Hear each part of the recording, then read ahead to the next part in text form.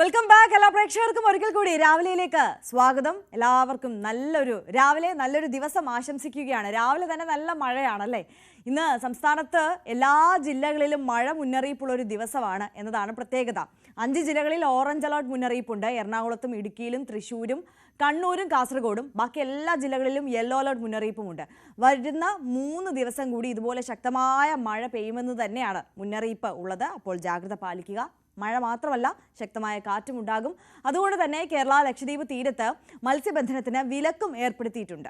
അപ്പോൾ കാലാവസ്ഥയുടെ ഒരു സാഹചര്യം അങ്ങനെയാണ്. ഇനി ഇന്നത്തെ ദിവസത്തിൻ്റെ ഒരു പ്രത്യേകത നമ്മളൊന്ന് തിരിഞ്ഞു നോക്കിയാൽ, ഷിരൂരിൽ നടന്ന ആ വലിയ ദുരന്തം, അർജുൻ, അതിനപ്പുറം അവിടെ നടന്ന ഐതിഹാസികമായ രക്ഷാപ്രവർത്തനം, 72 ദിവസം നീണ്ട രക്ഷാപ്രവർത്തനം, അത് മലയാളികൾ ഒരിക്കലും മറക്കില്ല. അപ്പോൾ അർജുൻ ഓർമ്മയായിട്ട് ആ വലിയ അപകടം നടന്നിട്ട് ഇന്ന് 1 വർഷം തികയുകയാണ്. അപ്പോൾ നമുക്ക് അർജുനെ ഓർക്കണം. ഒരു സ്പെഷ്യൽ റിപ്പോർട്ട് പ്രേക്ഷകരെ കാത്തിരിപ്പുണ്ട്. മാത്രമല്ല, ഇപ്പോഴത്തെ ഒരു നിലവിലത്തെ സാഹചര്യം നോക്കിയാൽ നമ്മൾ അതുപോലെ തന്നെ സമാനമായ രീതിയിൽ പക്ഷേ ഒരു രക്ഷാപ്രവർത്തനം നടത്തിക്കൊണ്ടിരിക്കുകയാണ്. അതായത് നമുക്കറിയാം, നിമിഷപ്രിയയുടെ വധശിക്ഷ ഒഴിവാക്കുന്നതുമായി ബന്ധപ്പെട്ടിട്ട് ഉള്ള രക്ഷാപ്രവർത്തനം, നിമിഷപ്രിയയുടെ മോചനം സാധ്യമാക്കുന്നതിന് വേണ്ടിയിട്ടുള്ള പ്രവർത്തനങ്ങൾ വളരെ സജീവമായി നടന്നുകൊണ്ടിരിക്കുകയാണ്. അപ്പോൾ ഇന്നലത്തെ ദിവസവും ഏറെ പ്രധാനപ്പെട്ട വാർത്തയായി നമുക്ക് മുന്നിലുണ്ടായിരുന്നത് അതാണ്. ഇന്നത്തെ ദിവസവും ഇന്ന് നടക്കുന്ന ചർച്ചകളും ഏറെ നിർണായകമാണ് ആ വിധിയിൽ. അപ്പോൾ ഇന്നത്തെ ദിവസവും ഏറെ പ്രധാനപ്പെട്ട വാർത്തയായി നമുക്ക് മുന്നിലുള്ളത് നിമിഷപ്രിയയുടെ മോചനവുമായി ബന്ധപ്പെട്ട, വധശിക്ഷ ഒഴിവാക്കുന്നതുമായി ബന്ധപ്പെട്ട ചർച്ചകൾ നടക്കുന്നു എന്നതിനെക്കുറിച്ചുള്ള വാർത്തയാണ്. ഇതുൾപ്പെടെ ഒരുപാട് വാർത്തകൾ ഇന്നത്തെ ദിവസം പ്രേക്ഷകരെ കാത്തിരിക്കുകയാണ്. നമുക്കെല്ലാം വിശദമായി നോക്കാം. ആദ്യം ഈ മണിക്കൂറിലെ പ്രധാന തലക്കെട്ടുകൾ. നിമിഷപ്രിയയുടെ വധശിക്ഷ ഒഴിവാക്കാൻ ഇന്നും ചർച്ചകൾ തുടരും. ദിയാധനത്തിന്റെ കാര്യത്തിൽ അന്തിമ തീരുമാനം കൈക്കൊള്ളും. യമൻ പൗരൻ തലാലിന്റെ കുടുംബത്തിന് നിലപാട് നിർണായകം.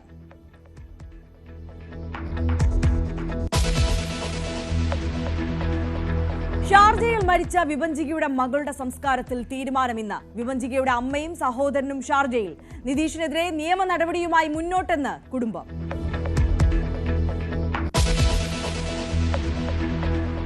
സംസ്ഥാനത്ത് മഴ വീണ്ടും കനക്കുന്നു. 14 ജില്ലകളിലും മഴ മുന്നറിയിപ്പ്. 5 ജില്ലകളിൽ ഓറഞ്ച് അലർട്ട്. ഉത്തരേന്ത്യയിൽ മഴക്കെടുതി രൂക്ഷം. ഹിമാചലിൽ മരണം 100 കടന്നു.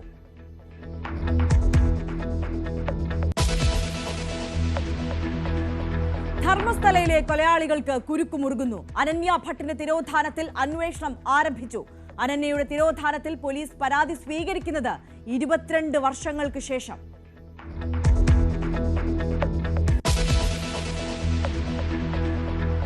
കേരള സർവകലാശാല രജിസ്ട്രാർക്ക് ഔദ്യോഗിക വാഹനം വിലക്കിയ വിസിയുടെ നടപടി തള്ളി സിൻഡിക്കേറ്റ്.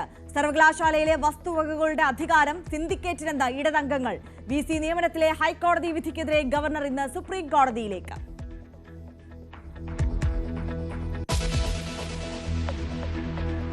സമരം പ്രഖ്യാപിച്ച സ്വകാര്യ ബസ് ഉടമകളുമായി ഗതാഗത മന്ത്രിയുടെ ചർച്ച ഇന്ന്. വിദ്യാർത്ഥി കൺസെഷൻ വർധനവ് ഉൾപ്പെടെയുള്ള ആവശ്യങ്ങൾ ചർച്ച ചെയ്യും.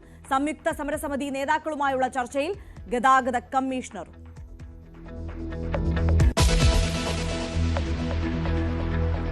അപ്പോൾ നമ്മൾ നിമിഷപ്രിയയുടെ വാർത്തയിലേക്ക് തന്നെയാണ് ആദ്യം പോകുന്നത്. യമൻ ജയിലിൽ കഴിയുന്ന നിമിഷപ്രിയയുടെ മോചന കാര്യത്തിൽ ഇന്നും ചർച്ചകൾ തുടരും.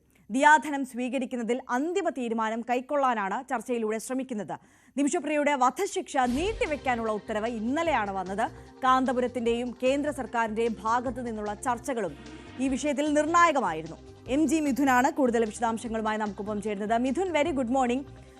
വധശിക്ഷ ഒഴിവാക്കുക എന്നത് തന്നെയാണ് നമ്മുടെ ഏറ്റവും പ്രധാനപ്പെട്ട ലക്ഷ്യം. അതിനു വേണ്ടിയിട്ടുള്ള ചർച്ചകളുമായിട്ടാണ് മുന്നോട്ട് പോകുന്നത്. ഇന്ന് നടക്കുന്ന ചർച്ചകൾ ഏറെ നിർണായകമല്ലേ? തലാലിന്റെ കുടുംബത്തെ അനുനയിപ്പിക്കുക, അവരെ ബ്ലഡ് മണി സ്വീകരിക്കുവാൻ അവരെ അനുനയിപ്പിക്കുക എന്നതാണ് ഈ ചർച്ചയിലെ ഏറ്റവും പ്രധാനപ്പെട്ട കടമ്പ. ആ കടമ്പ സാധിക്കുകയാണെങ്കിൽ നിമിഷപ്രിയയുടെ വധശിക്ഷ ഒഴിവാക്കാനുള്ള വഴി തെളിയും എന്നതല്ലേ? ഹരേ, ഗുഡ് മോർണിംഗ്. തീർച്ചയായും അത്തരത്തിലുള്ള സാധ്യതകൾ തന്നെയാണ് കാണുന്നത്. കാരണം കഴിഞ്ഞ ദിവസം ഈ വധശിക്ഷ നീട്ടിവെച്ചുകൊണ്ടുള്ള ഉത്തരവ് കോടതി പുറപ്പെടുവിച്ചിരുന്നു. സനായിലെ ക്രിമിനൽ കോടതിയാണ് ഇത് സംബന്ധിച്ചുള്ള നടപടി കൈക്കൊള്ളുകയും ചെയ്തത്. അതിൻ്റെ ഇടപെടൽ നടത്തിയത് കാന്തപുരം ആണെന്നുള്ളതാണ് ഏറ്റവും പ്രധാനപ്പെട്ട കാര്യം. ഒരു മനുഷ്യൻ എന്ന രീതിയിൽ ഒരു മനുഷ്യത്വപരമായിട്ടുള്ള ഇടപെടലാണ് തൻ്റെ ഭാഗത്തു നിന്നുണ്ടായതെന്നടക്കമുള്ള പരാമർശം അദ്ദേഹം നടത്തുകയും ചെയ്തിട്ടുണ്ട്. എന്തായാലും നിലവിലെ സാഹചര്യത്തിൽ ഈ ഒരു ഉത്തരവ് ജയിൽ വകുപ്പിന് നൽകിയിട്ടുണ്ട്. അതായത് ജയിലധികൃതർക്ക് ഈ ഈ വധശിക്ഷ നടപ്പാക്കുന്നതിന് വേണ്ടിയുള്ള നടപടിക്രമങ്ങൾ പൂർത്തീകരിക്കുന്നതിന് വേണ്ടിയുള്ള നിർദ്ദേശം നേരത്തെ തന്നെ പബ്ലിക് പ്രോസിക്യൂട്ടർ നൽകിയിട്ടുള്ള ഉത്തരവിൽ ചൂണ്ടിക്കാണിക്കുകയും ചെയ്തിട്ടുണ്ടായിരുന്നു. അതിന് പിന്നാലെയാണ് നേരത്തെ ഈ വധശിക്ഷ നീട്ടിവെച്ചുകൊണ്ടുള്ള ഉത്തരവ് കൈമാറിയിരിക്കുന്നത്. അതിൽ ഒരു ആശ്വാസകരമായിട്ടുള്ള ഒരു കാര്യം, എന്നാണ് ഇനി അത് നടപ്പിലാക്കുന്നതെന്ന് അടക്കമുള്ളൊരു പരാമർശം ഇല്ല എന്നുള്ളത് തന്നെയാണ്. അതുകൊണ്ട് തന്നെ കൂടുതൽ സാവകാശം ഇക്കാര്യത്തിൽ ലഭിക്കുന്നുണ്ട് എന്നുള്ളതാണ്, കൂടുതൽ സമയം ലഭിക്കുന്നുണ്ട് എന്നുള്ളത് തന്നെയാണ്. ഈ മധ്യസ്ഥ ചർച്ചയ്ക്ക് അത് വളരെ അത്യന്താപേക്ഷിതമായിട്ടുള്ളൊരു കാര്യം തന്നെയായിരുന്നു. കാരണം സമയമില്ല എന്നുള്ളതായിരുന്നു നേരത്തെ ഉണ്ടായിരുന്ന പ്രശ്നമെങ്കിൽ അതിപ്പോൾ മാറിയിരിക്കുന്നു എന്നുള്ളതാണ്. ഇനി ഉള്ള ചർച്ചകൾ കേന്ദ്രീകരിച്ച് നടക്കുന്നത് ഈ വധശിക്ഷ റദ്ദാക്കുക എന്നുള്ളതാണ്. അതിന് ബ്ലഡ് മണി, ദിയാധനം കുടുംബം സ്വീകരിക്കുക എന്നുള്ളതാണ് ശരീരത്ത് നിയമപ്രകാരമായി ആ കുടുംബത്തിന് മാത്രമാണ് അതിന് ബാധ്യതയായിട്ടുള്ളത്. അതായത് അവർ തീരുമാനിക്കണം ഇത്തരത്തിൽ ഈ ദിയാധനം സ്വീകരിച്ചുകൊണ്ട് ഇവർക്ക് മാപ്പ് നൽകാമെന്ന് ആ കുടുംബം തീരുമാനിച്ചാൽ മാത്രമേ ഈ ശിക്ഷാ വിധി റദ്ദാക്കാനുള്ള നടപടിയിലേക്ക് കടക്കാൻ സാധിക്കുകയും ചെയ്യൂ. അതിനുവേണ്ടിയുള്ള ചർച്ചകളാണ് ഇന്നും തുടരുന്നത്. നോർത്ത് യമനിലാണ് ഇത് സംബന്ധിച്ചുള്ള ചർച്ചകൾ നടക്കുന്നത്. പക്ഷേ ഇപ്പോഴും ഒരു പ്രതിസന്ധി നിലനിൽക്കുന്നത് ഈ ഗോത്ര വിഭാഗ നേതാക്കൾ അവർ ഭൂരിഭാഗവും ഇതിനെതിരാണ്. കാരണം ആ ഗോത്ര മേഖലകൾക്ക് സ്വാധീനമുള്ള ഇടത്തു നിന്ന് വന്ന പൗരനാണ്, അവരുടെ വിഭാഗത്തിൽപ്പെട്ട പൗരനാണ് കൊല്ലപ്പെട്ട യമൻ പൗരൻ. അതുകൊണ്ട് തന്നെ അവർ ഇതിനെതിരായിട്ട് നിലനിൽക്കുന്നു. ഒപ്പം തന്നെ കുടുംബത്തിൽ ഇപ്പോഴും ഒരു ഐക്യമില്ല എന്നുള്ളത് തന്നെയാണ്. ഒരു ഭൂരിഭാഗം പേരും ഇപ്പോഴും ഈ ശിക്ഷാവിധി റദ്ദാക്കാം, ദിയാധനം സ്വീകരിക്കാം എന്നുള്ള രീതിയിലേക്ക് എത്തിയെങ്കിൽ പോലും, കഴിഞ്ഞ ദിവസങ്ങളൊക്കെ നടന്ന ചർച്ചകളിലൊക്കെ അത് എത്തിയെങ്കിൽ പോലും തന്നെ കുറച്ചധികം പേർ ഇപ്പോഴും ഇതിനൊരു ഭിന്നസ്വരം ഉയർത്തുന്നു എന്നുള്ളതാണ് ഈ ഒരു പ്രതിസന്ധിക്ക്. പ്രധാനമായും തലാലിന്റെ സഹോദരന് എതിർപ്പ് ഉന്നയിച്ചുകൊണ്ടേ ഇരിക്കുകയാണ് എന്നുള്ളതാണ് വിഷയം. 8 കോടി രൂപയിലധികമാണ് ദിയാധനമായി ആവശ്യമുള്ളത്. അത് സ്വരൂപിച്ച് കൊടുക്കുവാൻ വേണ്ടി സന്നദ്ധ പ്രവർത്തകരെല്ലാം തയ്യാറാണ്. അപ്പോൾ പണമല്ല ഇവിടെ പ്രശ്നം, ആ പണം സ്വീകരിക്കാൻ അവർ തയ്യാറാകണം എന്നുള്ളതാണ്. അപ്പോൾ കഴിഞ്ഞ ദിവസമൊക്കെ കാന്തപുരത്തിന്റെ അടക്കം നേതൃത്വത്തിൽ നടന്ന, മാത്രമല്ല സർക്കാർ തലത്തിലുമൊക്കെ പലവിധ ചർച്ചകൾ ഇങ്ങനെ തുടർന്നുകൊണ്ടേയിരിക്കുകയാണ്. അതിൽ അനുകൂലമായ ഒരു നടപടി ഉണ്ടായതുകൊണ്ട് തന്നെയാണ് ഇന്ന് നടക്കേണ്ടിയിരുന്ന വധശിക്ഷ മാറ്റിവെച്ചത്, നീട്ടിവെച്ചിരിക്കുന്നത്. അപ്പോൾ അത് ചർച്ചയ്ക്കുള്ള കൂടുതൽ സമയം ലഭിക്കുന്നുണ്ട് എന്നതാണ് ശുഭകരമായ കാര്യം, പ്രതീക്ഷ നൽകുന്ന കാര്യം. പക്ഷേ അപ്പോഴും തലാലിന്റെ കുടുംബം ഈ ചർച്ചകളോടൊക്കെ ഏത് തരത്തിലാണ് പ്രതികരിക്കുന്നത് എന്നത് ഇപ്പോഴും ആശങ്കയായി തുടരുകയാണോ? കുറച്ചെങ്കിലും അനുകൂലമായ പ്രതികരണങ്ങൾ കുടുംബത്തിന്റെ ഭാഗത്തുനിന്ന് ഉണ്ടാകുന്നുണ്ടോ? ഈ വിഷയം ചർച്ച ചെയ്ത് പരിഹരിക്കാൻ കഴിയും, നിമിഷയുടെ വധശിക്ഷ ഒഴിവാക്കാൻ കഴിയുമെന്നുള്ള പ്രതീക്ഷ എത്രത്തോളം നമ്മൾ വെച്ച് പുലർത്തണം?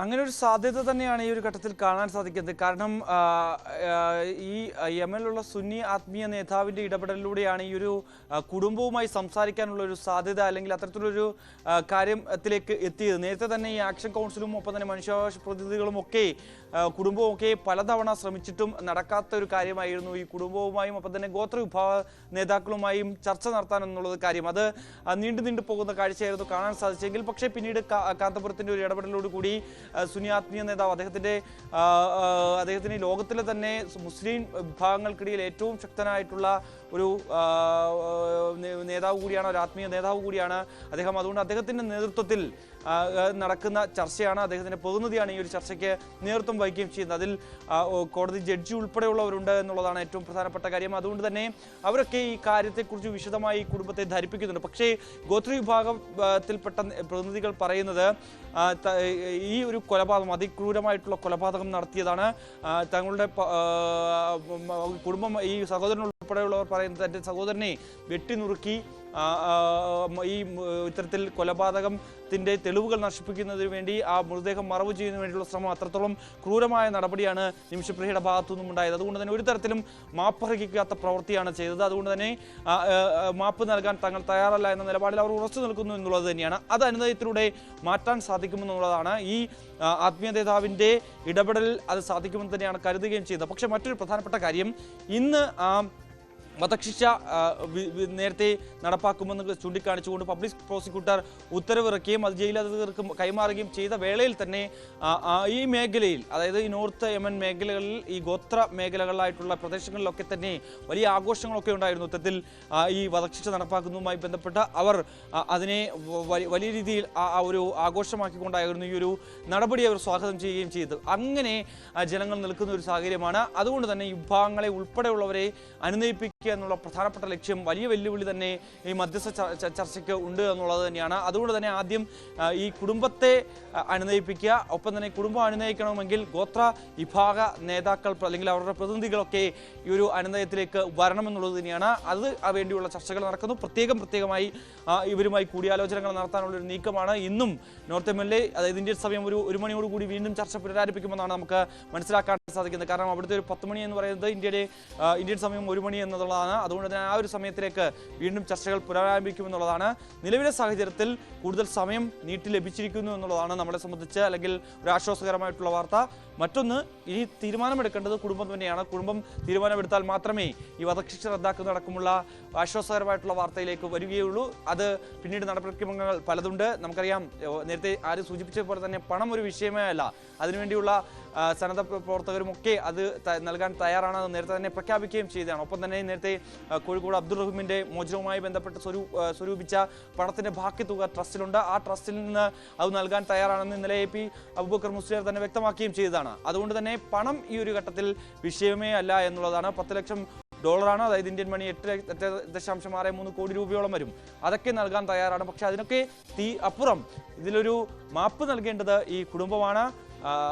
തലാലിന്റെ കുടുംബം തന്നെയാണ്. ആ നീക്കത്തിലേക്ക് ഇനി എത്തണം, അല്ലെങ്കിൽ അത്തരത്തിലൊരു നടപടി അവർ കൈക്കൊള്ളണമെന്നുള്ളതാണ്. ഇപ്പോഴും ഉറച്ചു വിശ്വസിക്കുന്നു എല്ലാവരും. അവർ അതിലേക്ക് വരും. ദയാധനം സ്വീകരിക്കാൻ അവർ തയ്യാറാകും.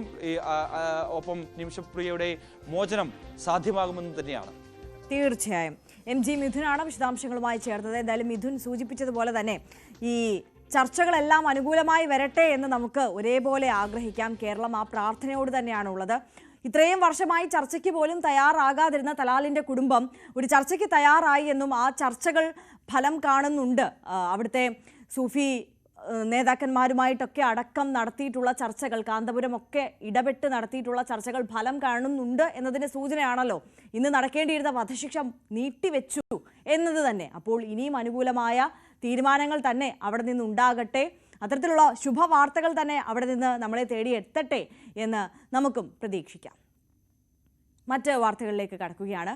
കാട്ടാക്കട പോക്സോ കോടതി തീപിടുത്തത്തിൽ ഫോറൻസിക് പരിശോധനാ ഫലം ഇന്ന് ലഭിച്ചേക്കും. തീപിടുത്തമുണ്ടായ തൊണ്ടിമുതൽ മുറിയിൽ വെടിമരുന്നിന്റെ സാന്നിധ്യമുണ്ടെന്ന് സംശയത്തിലാണ് അന്വേഷണ സംഘം. പരിശോധനാ ഫലം ലഭിച്ചാലേ ഇതിന് സ്ഥിരീകരണമുണ്ടാകൂ.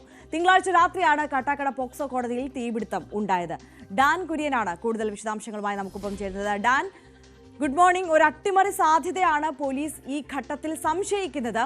ആ സംശയം ബലപ്പെടാൻ കാരണം അവിടെ നിന്ന് ലഭിച്ച വെടിമരുന്നിന്റെ സാന്നിധ്യമാണ്. ഇന്നിപ്പോൾ ഫോറൻസിക് പരിശോധനാ ഫലം പുറത്തു വരികയാണ്. ആ ഫോറൻസിക് പരിശോധനാ ഫലം പോസിറ്റീവ് ആണെങ്കിൽ അട്ടിമറി സാധ്യത തന്നെ എന്ന് സ്ഥിരീകരിക്കാൻ കഴിയും, അല്ലേ?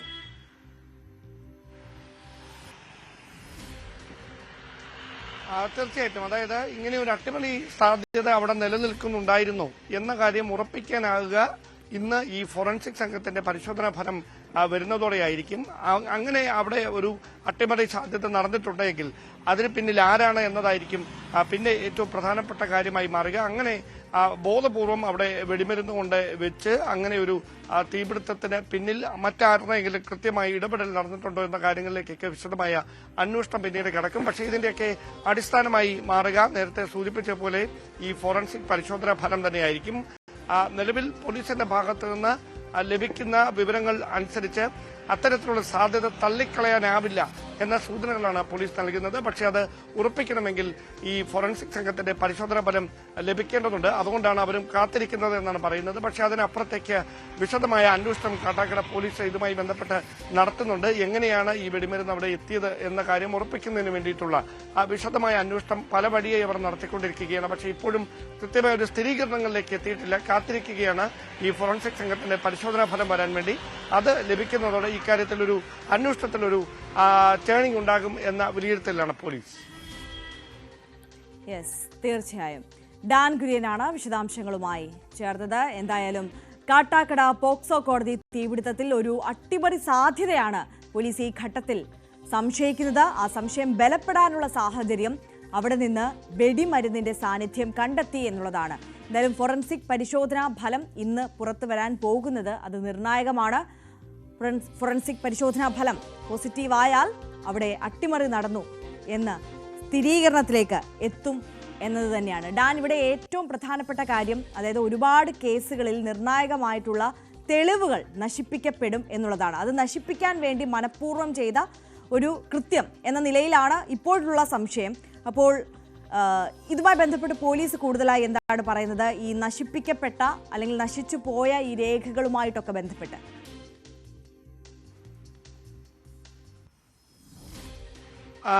സാധാരണയായി ഈ പോക്സോ കോടതിയിലെ തൊണ്ടിമുതലുകൾ സൂക്ഷിക്കുന്ന സ്ഥലത്ത് ഇങ്ങനെയൊരു തീപിടുത്തം ഉണ്ടാകുമ്പോൾ അത് ഒരു കേസുമായി മാത്രം ബന്ധപ്പെട്ട തെളിവുകളല്ല അവിടെ ഉള്ളത്. ഒരുപാട് കേസുകളുമായി രജിസ്റ്റർ ചെയ്ത പോക്സോ കോടതി രജിസ്റ്റർ ചെയ്തിരിക്കുന്ന ഒരുപാട് കേസുകളുമായി ബന്ധപ്പെട്ട തെളിവുകൾ ഉണ്ടായിരുന്ന അല്ലെങ്കിൽ തൊണ്ടിമുതലുകൾ ഉണ്ടായിരുന്ന ഒരു സ്ഥലത്താണ് ഇങ്ങനെ ഒരു തീപിടുത്തം ഉണ്ടായിരിക്കുന്നത്. അതുകൊണ്ട് എത്ര കണ്ട നാശനഷ്ടം ഉണ്ടായിട്ടുണ്ട്, അല്ലെങ്കിൽ എത്ര കണ്ട തെളിവുകൾ അങ്ങനെ ഇല്ലാതായിട്ടുണ്ട്, നശിപ്പിക്കപ്പെട്ടിട്ടുണ്ട്, ആ കാര്യത്തിലൊക്കെ ഒരു വ്യക്തത കൈവരേണ്ടതുണ്ട്. അതുകൊണ്ട് തന്നെയാണ് ഈ സമീപകാലത്ത് ഏതെങ്കിലും കേസുമായി ബന്ധപ്പെട്ട് അറസ്റ്റിലായവരുടെ ഭാഗത്ത് നിന്ന് അങ്ങനെ ബോധപൂർവമായ ഒരു ശ്രമം ഈ തെളിവുകൾ നശിപ്പിക്കുന്നതിന് വേണ്ടി, അതായത് കോടതിയിൽ നിന്ന് തെളിവുകൾ ഇല്ലാതായാൽ രക്ഷപ്പെടുന്ന സാഹചര്യം വരും, അങ്ങനെ രക്ഷപ്പെടുക എന്നൊരു ലക്ഷ്യത്തോടെ ഈ തൊണ്ടിമുതലുകൾ ബോധപൂർവം തീയിട്ട് നശിപ്പിച്ചതാണോ എന്നൊരു സംശയം ബലപ്പെടാനിടയായ സാഹചര്യം അതുതന്നെയാണ്. അങ്ങനെ ഒരു തരത്തിലേക്കാണ് ഈ പോലീസിന്റെ അന്വേഷണം പുരോഗമിച്ചുകൊണ്ടിരിക്കുന്നത്. അതുകൊണ്ടാണ് ഞാൻ ആദ്യം തന്നെ സൂചിപ്പിച്ചത്, ഈ ഫോറൻസിക് ഫലം വരുന്നതോടെ അതിലൊരു സ്ഥിരീകരണം ഉണ്ടാകും. ആ സ്ഥിരീകരണത്തിന് ശേഷമായിരിക്കും ആ തരത്തിലേക്ക് കൂടി പോലീസിന്റെ അന്വേഷണം വ്യാപിപ്പിക്കുക. കഴിഞ്ഞ ദിവസം റൂറൽ ജില്ലാ പോലീസ് മേധാവി അടക്കം ഈ വിഷയത്തിൽ വിശദമായ അന്വേഷണം നടക്കുന്നുവെന്ന് മാധ്യമങ്ങളോട് പ്രതികരിക്കുന്ന സാഹചര്യം ഉണ്ടായിരുന്നു. തുടർ നീക്കങ്ങൾ എന്താണ് എന്നത് ഇന്ന് വൈകുന്നേരത്തോടെ അറിയാൻ കഴിയുമെന്നാണ് നമുക്ക് ലഭിക്കുന്ന സൂചന. തീർച്ചയായും ഡാൻ കുര്യനാണ് വിശദാംശങ്ങളുമായി നമുക്കൊപ്പം ചേർത്തത്. ഇനി നമ്മൾ മറ്റൊരു വാർത്തയിലേക്ക് കടന്നാൽ, പ്രേക്ഷകർക്ക് അറിയാവുന്ന കാര്യമാണ്, കഴിഞ്ഞ കുറച്ച് ദിവസങ്ങളായി ന്യൂസ് 18 കേരളം ഒരു വാർത്തയ്ക്ക് പിന്നാലെ തന്നെയാണ് ധർമ്മസ്ഥലയിലെ കൂട്ടക്കൊലപാതകവുമായി ബന്ധപ്പെട്ട ആ കൊലപാതക പരമ്പരയുടെ ചുരുളഴിക്കുക എന്ന ലക്ഷ്യത്തിലാണ് ഞങ്ങളുടെ വാർത്താ സംഘം മുന്നോട്ട് പോകുന്നത്. അവിടെ നിന്ന് ഒരുപാട് പുതിയ വാർത്തകൾ, പുതിയ അപ്ഡേറ്റ്സുകളൊക്കെയും പ്രേക്ഷകർക്ക് മുന്നിലേക്ക് ഓരോ ദിവസവും എത്തിക്കുന്നുണ്ട്. ഇപ്പോൾ ഏറ്റവും ഒടുവിലായി, ഏറ്റവും പുതുതായി വരുന്ന വാർത്ത, ധർമ്മസ്ഥലയിൽ കൊലയാളികൾക്ക് കുരുക്കു മുറുകുന്നു എന്നതാണ്. അനന്യ ഭട്ടിന്റെ തിരോധാനത്തിൽ അന്വേഷണം ആരംഭിച്ചിരിക്കുന്നു. MBBS വിദ്യാർത്ഥിനിയായിരുന്ന അനന്യ ഭട്ടിന്റെ തിരോധാനത്തിൽ 22 വർഷങ്ങൾക്ക് ശേഷമാണ് പോലീസ് പരാതി സ്വീകരിക്കുന്നത്. മുൻപ് പെൺകുട്ടിയുടെ തിരോധാനം അന്വേഷിക്കാൻ എത്തിയ കുടുംബാംഗങ്ങൾക്ക് അതിക്രൂരമായ മർദ്ദനമാണ് ഏൽക്കേണ്ടി വന്നത്. ಯಾವ ರಕ್ಷಣೆನೂ ಕೇಳಿಲ್ಲ ನಾನು. SP ಸರ್ ಏನು ಹೇಳಿದ್ರು ನೀವು ಹೋದಾಗ? ಒಳ್ಳೆ ಪಾಸಿಟಿವ್, ಒಳ್ಳೆ ಇದನ್ನು ಕೊಟ್ಟಿದ್ದಾರೆ, ಹೋಪ್ ಕೊಟ್ಟಿದ್ದಾರೆ. ಕಾನೂನಲ್ಲಿ ಏನೇನು ಇದು ಮಾಡಬೇಕು ಅದನ್ನು ನಾನು ಮಾಡಿಕೊಡ್ತೀನಿ ಅಂತ ಹೇಳಿದ್ದಾರೆ. ಇವರು ಅಷ್ಟೇ ಒಳ್ಳೆ ಹೋಪ್ ಕೊಟ್ಟಿದ್ದಾರೆ. ನೀವೇನು ಕೆಲಸ ಮಾಡ್ತಿದ್ದೀರಾ? ನಾನು ಇದರಲ್ಲಿ ಸೆಂಟ್ರಲಲ್ಲಿದ್ದೆ, ನಾನು ಸ್ಟೆನೋ ಆಗಿದ್ದೆ, ಮಾಮೂಲಿ FDC ಕ್ಲರ್ಕ್ ಆಗಿ ಸ್ಟೆನೋ ವರ್ಕರ್ ಆಗಿ. ಯಾವ ಸಂಸ್ಥೆ? ನಾನು ಒಂದು ಸಂಸ್ಥೆ ಸೆಂಟ್ರಲಲ್ಲಿ ಅಷ್ಟೇ, ನಾನು ಅದಕ್ಕಿಂತ ಮೇಲೆ ಏನೂ ಹೇಳೋದಿಲ್ಲ ಇವಾಗ. ಏನಂತೇಳಿ ಕಂಪ್ಲೇಂಟಲ್ಲಿ ಮೆನ್ಷನ್ ಮಾಡಿದ್ದೀರಾ ಸರ್? ಕಂಪ್ಲೇಂಟಲ್ಲಿ ಇವ್ರ ಮಗಳು 2003 ಇದರಲ್ಲಿ ನಮ್ಮ ಕಸ್ತೂರ್ಬಾ ಹಾಸ್ಪಿಟ್ಲಲ್ಲಿದೆ ಮಣಿಪಾಲಲ್ಲಿ, ಅಲ್ಲಿ ಮೆಡಿಕಲ್ ಮಾಡ್ತಾಯಿದ್ರು. ಅವ್ರು ಇಲ್ಲಿ ಧರ್ಮಸ್ಥಳಕ್ಕೆ ಬಂದಾಗ ಮಿಸ್ಸಿಂಗ್ ಆಗಿದ್ದರು. ಅದಾದಮೇಲೆ ಇವರು ಮೊನ್ನೆ ಇವೆಲ್ಲ ಡೆವಲಪ್ಮೆಂಟ್ಸ್ ಆಯ್ತಲ್ಲ, ಅದನ್ನು ನೋಡಿಬಿಟ್ಟು ಇವ್ರ ಮಗಳು ಇಲ್ಲಿ ಮಿಸ್ಸಿಂಗ್ ಆಗಿದ್ದರಿಂದ ಅಕಸ್ಮಾತ್ ಏನಾದ್ರು ಇವ್ರ ಬಾಡಿಯನ್ನು ಎಕ್ಸ್ಯೂಮ್ ಮಾಡಿಸಿ ಏನಾದ್ರು ಬಾಡಿ ಸ್ಕೆಲಿಟನ್ ಏನಾದ್ರು DNA ಮ್ಯಾಚ್ ಆದರೆ ಇದನ್ನು ನಮಗೆ ಕೊಡಿ ಅಂತ ಇವರು ಹಿಂದೂ ಸಂಪ್ರದಾಯದ ಪ್ರಕಾರ ಶ್ರಾದ್ದ ಎಲ್ಲ ಮಾಡಿಬಿಟ್ಟು ಅವ್ರೊಂದು ಮುಕ್ತಿ ಕೊಡ್ಸೋಣ ಅಂತೇಳ್ಬಿಟ್ಟು SP ಸಾರ್ಗೆ ಕೇಳಿದ್ವಿ. SP ಸಾರು ತುಂಬ ಪಾಸಿಟಿವ್ ರೆಸ್ಪಾನ್ಸ್ ಮಾಡಿ ಅದನ್ನು ಇಲ್ಲಿ ರೆಫರ್ ಮಾಡಿದ್ರು. ಇವರು ನಮಗೆ ಚೆನ್ನಾಗಿ ರೆಸ್ಪಾನ್ಸ್ ಮಾಡಿದ್ರು, ಎಲ್ಲ ಕೊಟ್ಟಿದ್ದಾರೆ, ಅಕ್ನಾಲ್ಮೆಂಟ್ ಕೊಟ್ಟಿದ್ದಾರೆ, ಫರ್ದರ್ ಎನ್ಕ್ವೈರಿ ಕರಿತೀನಿ ಅಂತೇಳಿ. KV ബൈജു കൂടുതൽ വിശദാംശങ്ങളുമായി നമുക്കൊപ്പം ചേരുകയാണ്. Baiju, very good morning. ഒരുപാട് പ്രതിസന്ധികളെ അതിജീവിച്ചുകൊണ്ട് ഭീഷണികൾക്ക് മുന്നിലൊന്നും വഴങ്ങാതെയാണ് ബൈജു ഈ വാർത്തയുമായി മുന്നോട്ട് പോകുന്നത്. ഇപ്പോൾ ദിവസങ്ങൾ പിന്നിട്ടിരിക്കുന്നു. ഓരോ ദിവസവും ഓരോ പുതിയ അപ്ഡേറ്റ്സ്, ഓരോ പുതിയ വാർത്തകൾ പ്രേക്ഷകർക്ക് മുന്നിലേക്ക് ബൈജു എത്തിച്ചുകൊണ്ടേയിരിക്കുകയാണ്. ഇതിപ്പോൾ അനന്യ ഭട്ടിന്റെ തിരോധാനത്തിൽ 22 വർഷങ്ങൾക്ക് ശേഷം പോലീസ് പരാതി സ്വീകരിക്കാൻ തയ്യാറായിരിക്കുന്നു എന്ന വാർത്തയാണ് നമുക്ക് മുന്നിലുള്ളത്. സിനിമാ കഥകളെ വെല്ലുന്ന വിഷയം എന്നൊന്നും പറഞ്ഞാൽ അത് മതിയാകില്ല എന്നതാണ് സാഹചര്യം. നമ്മുടെ ജനാധിപത്യ ഇന്ത്യയിൽ ഇങ്ങനെയൊക്കെയാണോ നമ്മുടെ നിയമ സംവിധാനങ്ങളൊക്കെ പ്രവർത്തിക്കുന്നത്? പ്രത്യേകിച്ച് ഒരു മേഖലയിൽ, ആ മേഖലയിൽ പ്രവർത്തിക്കുന്നത് എന്ന് നമ്മൾ അതിശയിച്ചു പോവുകയാണ്. ഒരു പെൺകുട്ടിയെ കാണാതായി പരാതി നൽകിയിട്ടും 22 വർഷമായിട്ടും പോലീസ് ഒന്ന് അന്വേഷിക്കാൻ പോലും തയ്യാറായില്ല. ആ പെൺകുട്ടി അന്വേഷിച്ച് അവിടെ എത്തിയ കുടുംബത്തിന് ഏൽക്കേണ്ടി വന്നത് ക്രൂരമായ മർദ്ദനം. ഇത് ഒരു അനന്യ ഭട്ടിൻ്റെയോ ആ കുടുംബത്തിൻ്റെയോ കാര്യമല്ല, അതിനപ്പുറം ഒരുപാട് സ്ത്രീകളുടെ, അവരുടെ കുടുംബങ്ങളുടെ വിഷയമാണ്.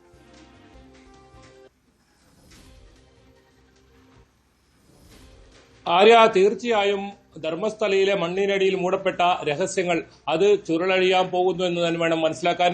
അതിലേറ്റവും വലിയ ഉദാഹരണമാണ് ഇപ്പോൾ അനന്യ ഭട്ടിന്റെ പരാതി ധർമ്മസ്ഥല പോലീസ് സ്വീകരിച്ചിരിക്കുന്നു. അതായത് 22 വർഷം മുൻപ് ഒരന്മ തന്റെ മകളെ തേടി അവിടെ എത്തിയപ്പോൾ, പോലീസ് സ്റ്റേഷനിലെത്തിയപ്പോൾ അവരുടെ പരാതി സ്വീകരിക്കാതെ, മാത്രമല്ല അവർക്ക് നേരെ വലിയ ക്രൂരമായ ഒരു ആക്രമണം ഉണ്ടാവുകയും പിന്നീട് 3 മാസത്തോളം കോമ സ്റ്റേജിൽ കിടക്കുന്ന ഒരു CBI ഓഫീസിലെ ഉദ്യോഗസ്ഥ, ആ അമ്മയുടെ കണ്ണുനീർ, വർഷങ്ങളായുള്ള കണ്ണുനീർ, അതിനാണിപ്പോൾ ഏറ്റവും ഒടുവിലായി ധർമ്മസ്ഥല പോലീസ് കേസ് രജിസ്റ്റർ ചെയ്യുന്ന നടപടികളിലേക്ക് കടക്കുന്നത്. ഇപ്പോൾ പോലീസ് ആ പരാതി സ്വീകരിച്ചിരിക്കുന്നു. തുടർ നടപടികൾ സ്വീകരിക്കാമെന്ന് ദക്ഷിണ കന്നഡ ജില്ലാ SP ഇപ്പോൾ ഉറപ്പ് നൽകിയിരിക്കുന്നു. അങ്ങനെ എത്ര അമ്മമാരുടെ കണ്ണുനീർ, അതുപോലെ തന്നെ നമ്മുടെ കുഞ്ഞുങ്ങൾ, ഒരുപാട് കുഞ്ഞുങ്ങളെ ഈ മണ്ണിൽ കുഴിച്ചുകൂടപ്പെട്ടിട്ടുണ്ട്, കാണാതായിട്ടുണ്ട്. അതിനെല്ലാം ഉത്തരം വരുന്നു.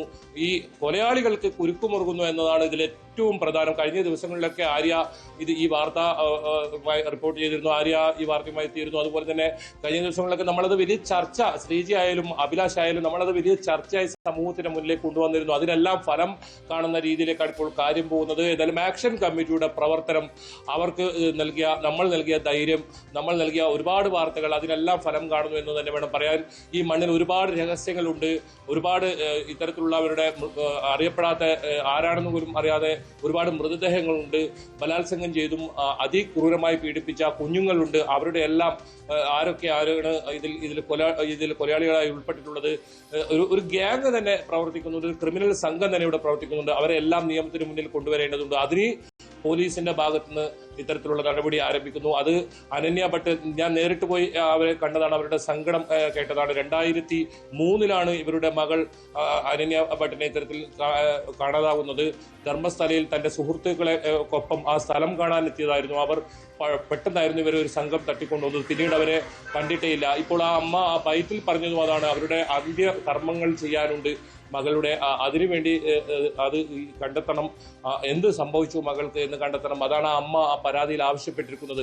ഈ അമ്മ അന്ന് പോലീസ് സ്റ്റേഷനിൽ പോയപ്പോൾ, അതായത് 2003 ഈ സംഭവം നടന്നപ്പോൾ പോലീസ് സ്റ്റേഷനിൽ പോയപ്പോൾ ഇവരുടെ പരാതി സ്വീകരിക്കാൻ തയ്യാറായില്ല.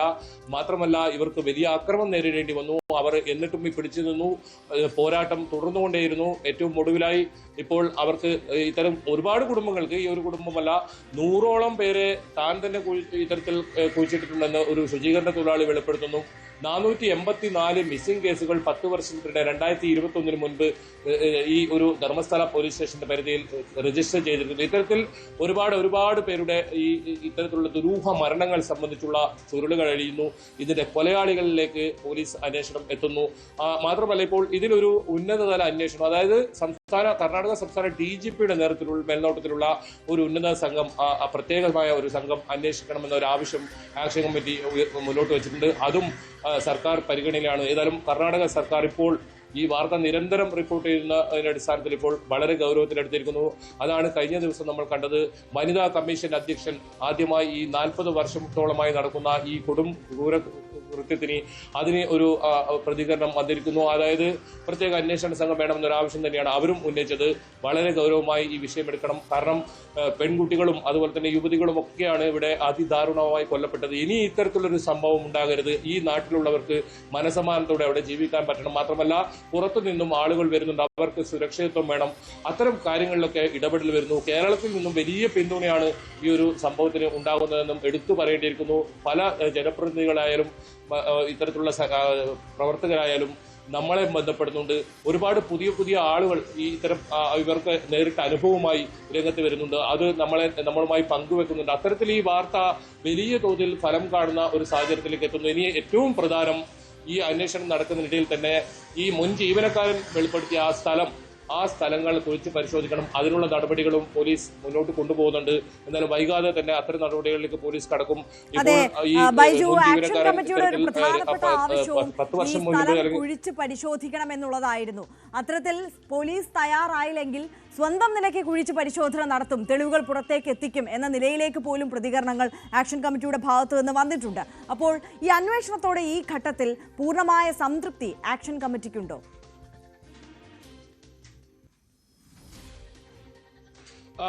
തീർച്ചയായും ആര്യ, ഇത് ഇപ്പോൾ നടക്കുന്ന ഈ അന്വേഷണം, അതായത് ഈ അനന്യ ഭട്ടിന്റെ കേസ് തിരോധാനം സംബന്ധിച്ച് തന്നെ എടുത്താൽ, അത് ഇത്രയും വർഷമായി 20 വർഷത്തിലേറെയായി നടന്നൊരു സംഭവത്തിൽ ഒരു പരാതി പോലും സ്വീകരിക്കാൻ തയ്യാറാത്ത സാഹചര്യം. അതിൽ ഒരു പരാതി നൽകിയപ്പോൾ തന്നെ ഇന്നലെ രാത്രിയോട് കൂടിയാണ് ഈ അമ്മയും അഭിഭാഷകനും എത്തിയത്.